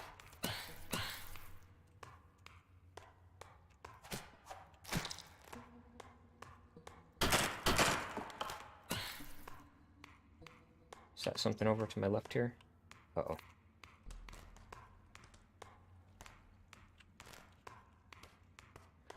No, it's... What's this?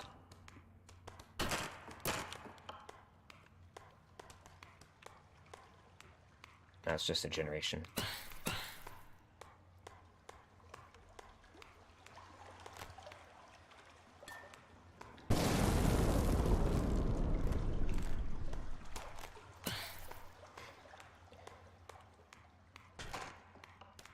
What?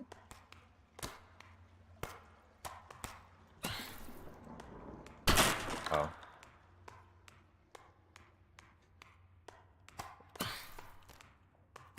Give me a slime biome.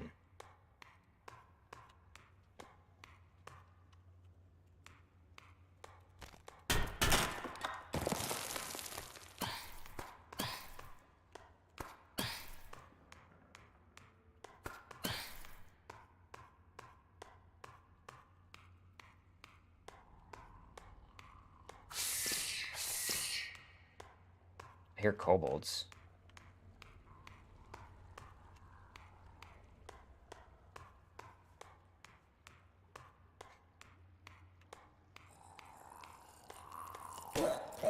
Oh, that's just...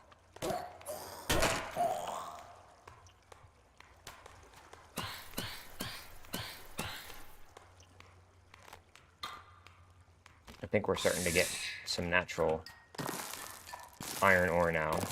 Uh-oh. Oof. Better eat up my hams.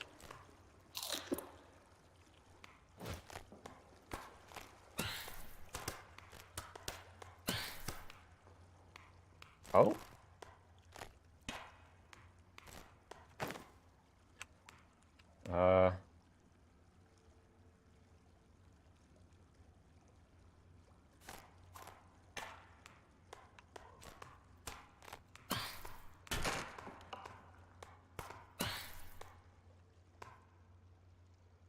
I don't need these kobold heads.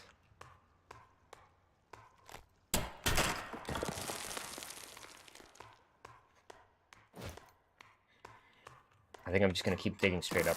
That's usually what I do. I just usually dig straight up. Oh, there's a swamp biome.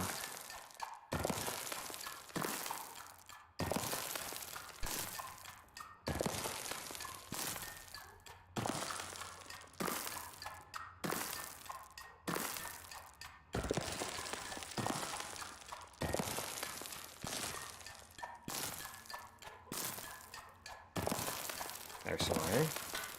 Oh.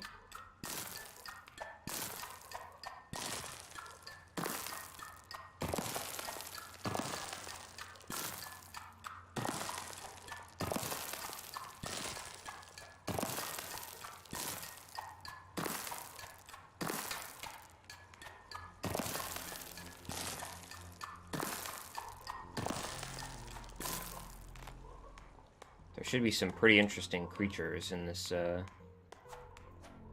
biome, other than frogs.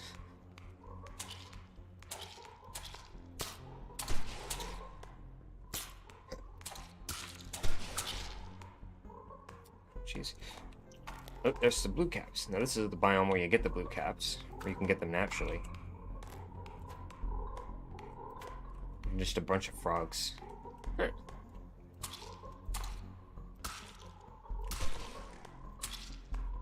Now, if only these slimes counted towards my green slime mission, but they don't. Hello, Professor of K3ology. I'm just looking for slimes.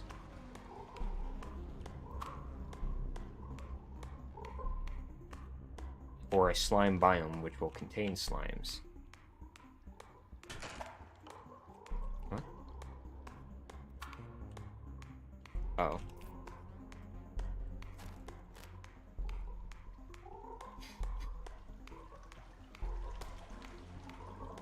So many frogs.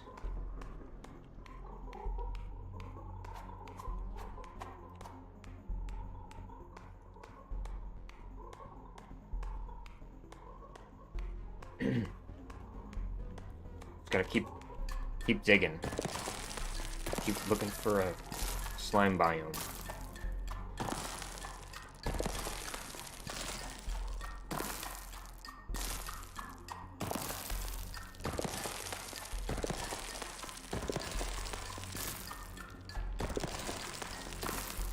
There's another. Oh, geez.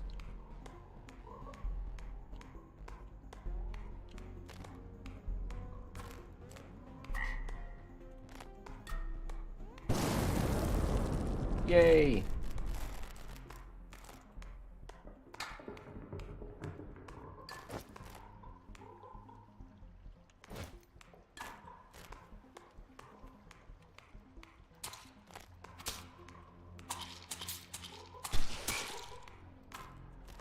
Oh, jellyfish biome. Well, it's not called the jellyfish. It's called the geode biome.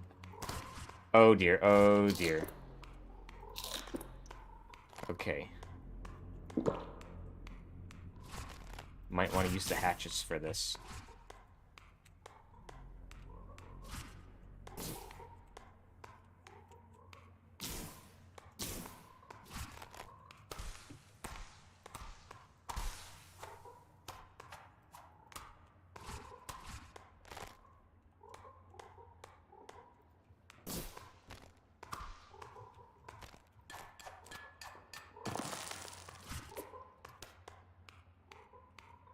I haven't... There's no reason for me to be in this biome. At least at the moment.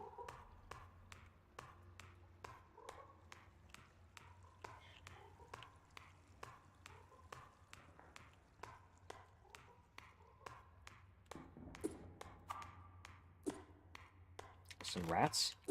Not good. Wait, do they drop ham?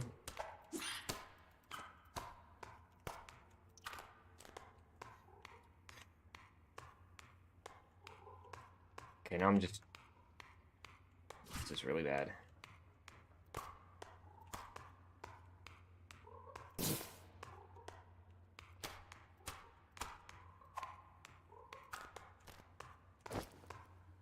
Gotta break out my mushrooms.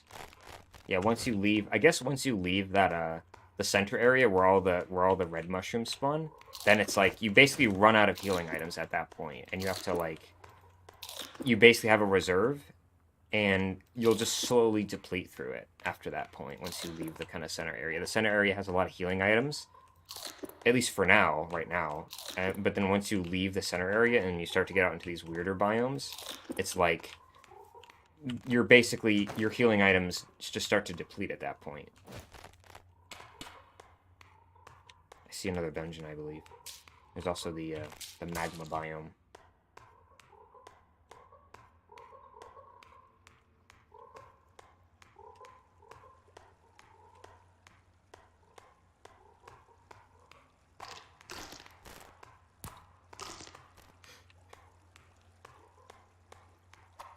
I'm really hoping for a slime biome right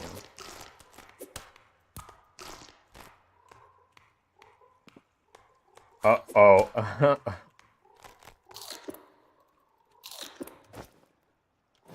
Oh, this is that one dungeon with the spawners.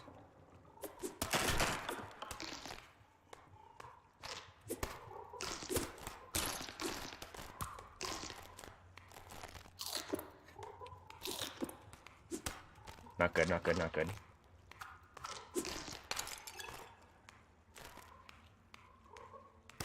You know, Bat, can you stop? Get some torches down.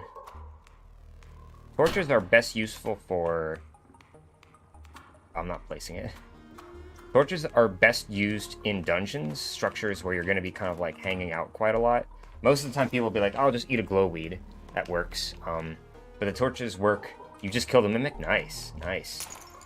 Alright,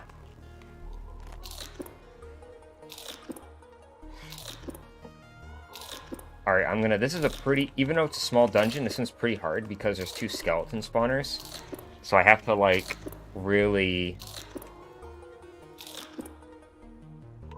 Yeah, but if you're moving around a lot, then the torches become useless. You have to... Like, they're best... I find that they're best just as a... It's putting myself into this position of a player. It's like...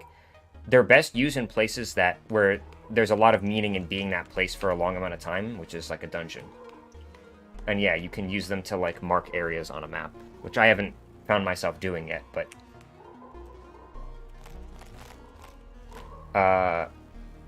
Okay, let me take on these creatures. If I had a... I only have 5 hatchets left. Ancient pickaxe.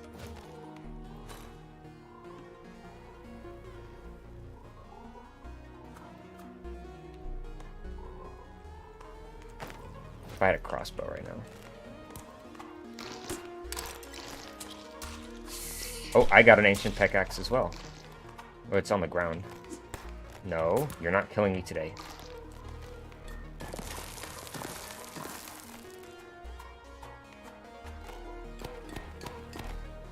I can't...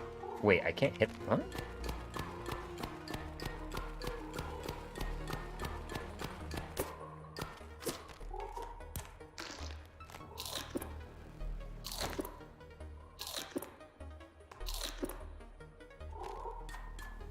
Did I... Oh, I didn't finish mining this spawner.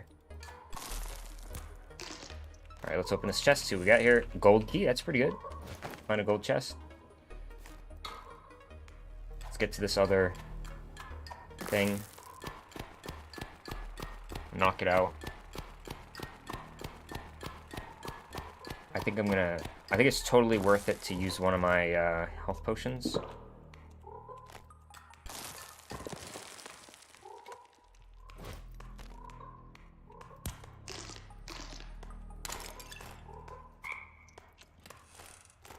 Let me see if I can pick up this ancient pickaxe.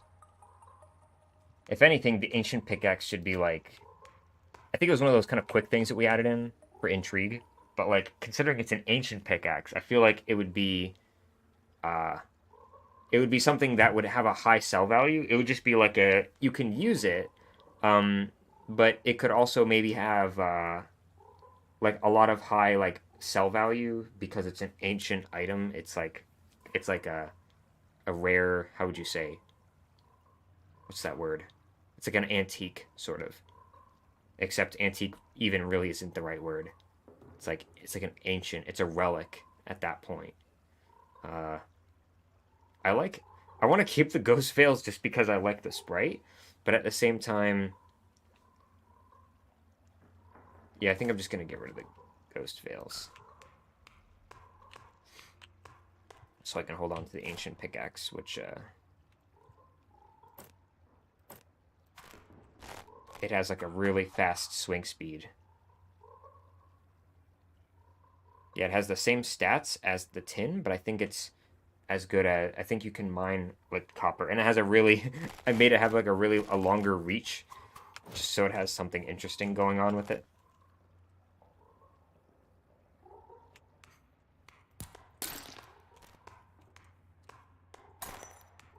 Let's see what's in this chest. Another linen hat. Alright. Oh, there's another section down here. It's just a bunch of copper on the ground. Oh.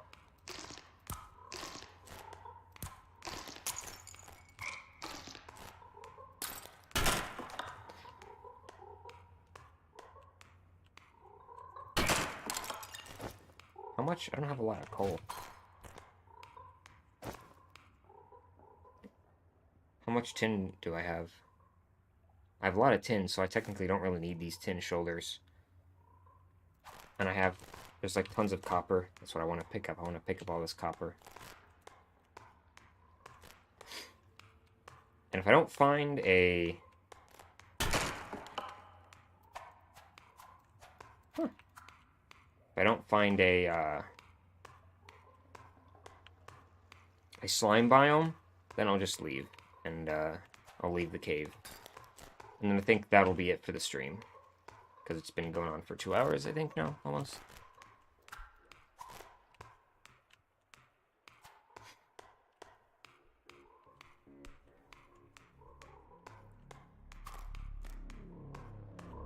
Got a lot of blue caps, which is good for potions. Always good to have like a stockpile of those, I would say.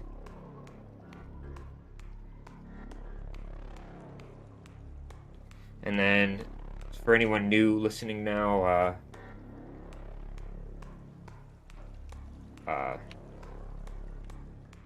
tomorrow, there's a good chance it's not... I'm going to say it's not guaranteed, but maybe tomorrow I'll do an earlier stream for those in Europe. But also just people in general who it's more convenient to have a stream earlier in the day. So maybe I'll have like a day 2 of the stream where I'm playing with the same character, same stuff, and maybe I'll like actually get a chance to take on the cave troll potentially if I find him. Oh, I made it to the edge of the map. How about that? Holy crap.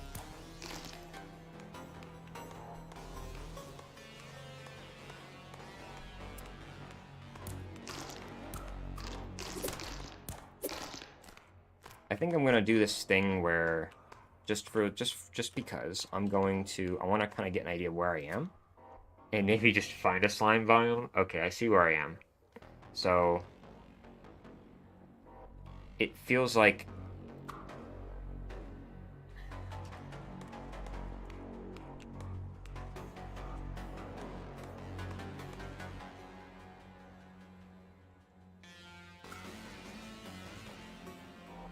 the closest slime biome, it appears to be over to my right, actually, here. No.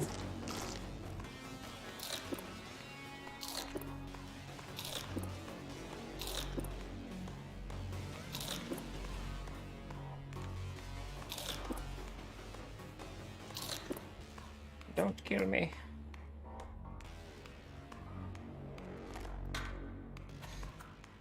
Ah! Oh no!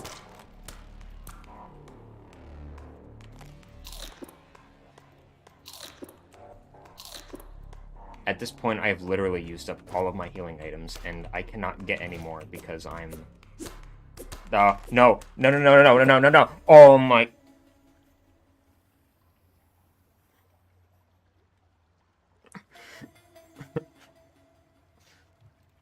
Well... There you have it, ladies and gentlemen. That's what happens when you get too greedy with your missions. Alright? I was trying to find some stupid slimes to complete my last mission. And there you go. It's these stupid skeletons. And there you go. I am dead. So now I have to start all over. But that's why it's a roguelike. So at least I have some stuff. I have some tin and coal that I have left over, so it's not a complete start over, right? But there you go. So, and I unfortunately lost my silver silver axe. I'm sorry, I lost my silver axe. So, if I was able to, I'd buy some dynamite here, but I'm poor. I just screwed myself. So, all those nice items I don't get to bring back. But that's how it is when you get greedy in this game. I wanted to get that last mission, and I regret it. I seriously regret that not getting that last mission. So, I think I'll just get my basic stuff again.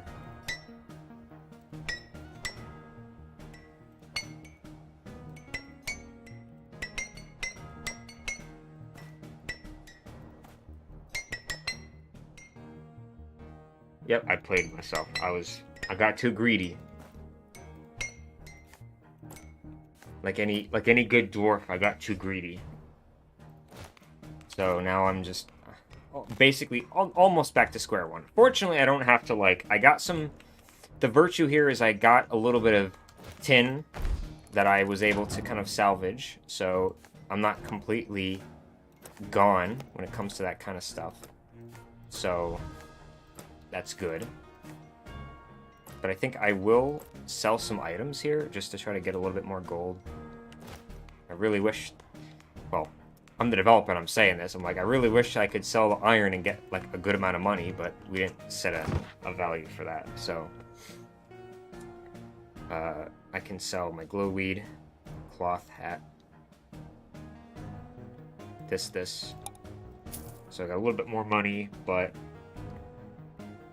not a whole lot. I could probably buy 2 flasks, but I only have 1 blue cap, I believe, so I can't really get...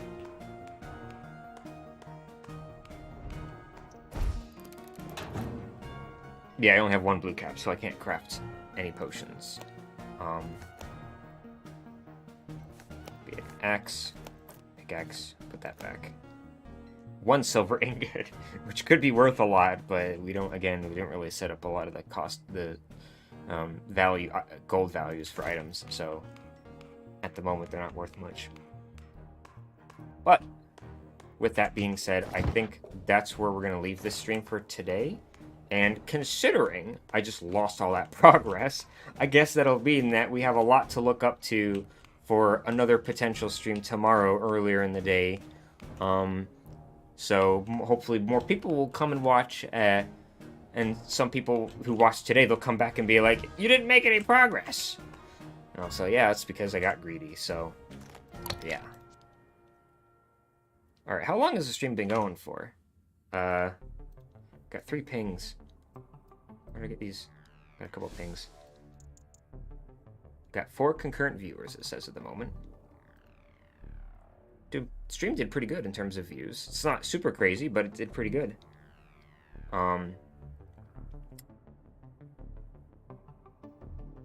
Hopefully the stream quality, hopefully there was no weird, like, buffering issues or anything like that.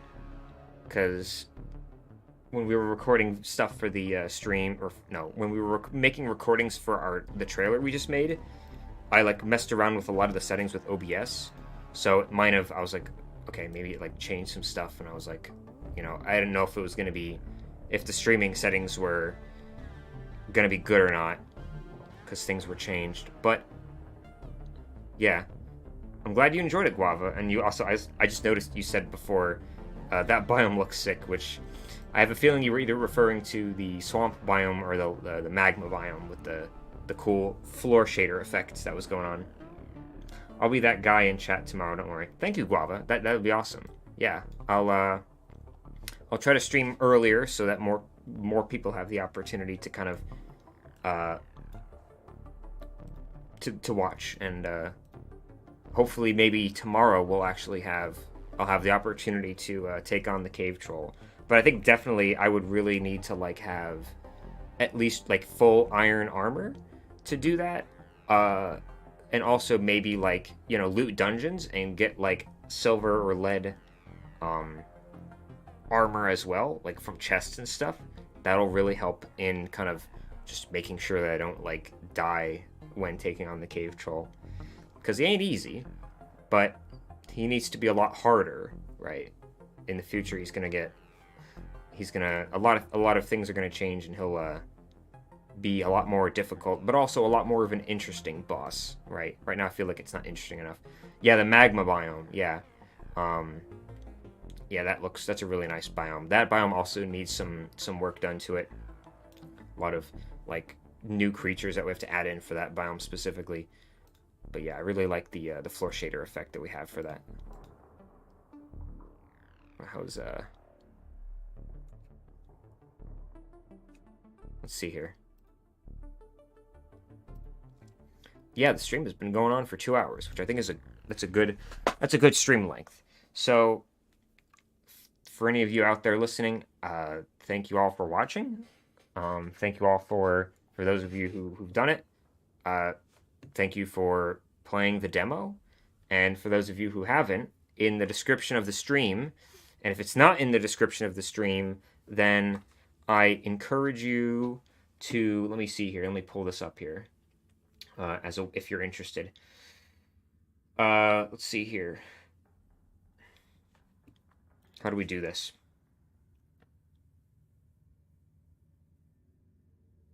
I think I'll just do this. Yeah, it's a bit weird. It's a black screen. But at the bottom of the screen, you'll see it says strollart.com. So that's our website. If you go to that website, you will be taken to our website, and you'll get to see our... it'll link you to everything. In fact, I can show you on my desktop right now. I can just do that. I can... let me bring that up.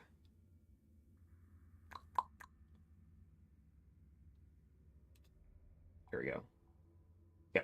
So this is our website. So if you go to strollart.com or belowthestone.com, whatever you prefer, it'll take you to the same place. You'll see Below the Stone demo, and you can click on this big thing right here, this image link, and it'll take you directly to our Steam store page for the game. And you can click Below the Stone demo. You can click this, and of course, since this is in the browser, it'll say, oh, you have Steam installed, and I believe if you click this, it'll redirect you to your Steam client that should be on at the moment, I assume, and it'll just kind of kickstart that process. So it says a streamline of a process possible. And we also encourage you to also join our Discord if you haven't already. There's a lot of people just talking about the game on there, and you can join the discussion. We also have a Patreon if you're interested in supporting us. That helps with paying for because we have other programmers working on our team, other artists, such and such, our musician Irvindale, who does the music for us.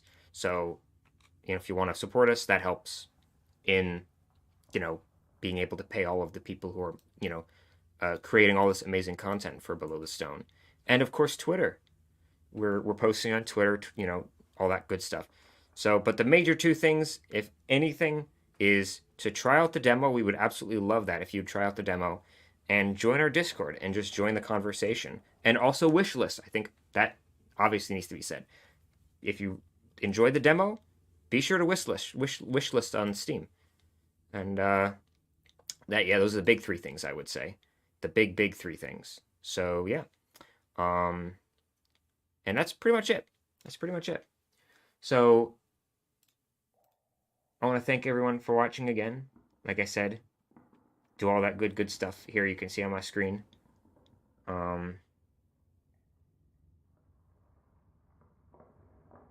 These guys put a lot of effort into the game demo. Yep, we did. And are putting even more effort into the full game. Yeah, we really, we're really passionate about, creating a strong connection between the developer and the community and all that stuff. So before the game comes out, Patreon is a great way to support the devs. Yeah, if you want to support us, like right now, the simplest way is pretty much Patreon. And if you just want to do like a one-time, it could just be like 1 month, right? Or something like that. Like if you just want to do 1 month, that's fine. Yeah. So, okay, yeah. So I'm trying to close out in the most elegant way possible. I'm not a good streamer. I don't do this that often. But again, thank you all for watching. Any of you listening to the VOD, thank you for watching the VOD. Do all this cool stuff that you see on my screen. Click all this cool clicky stuff. Try out the demo.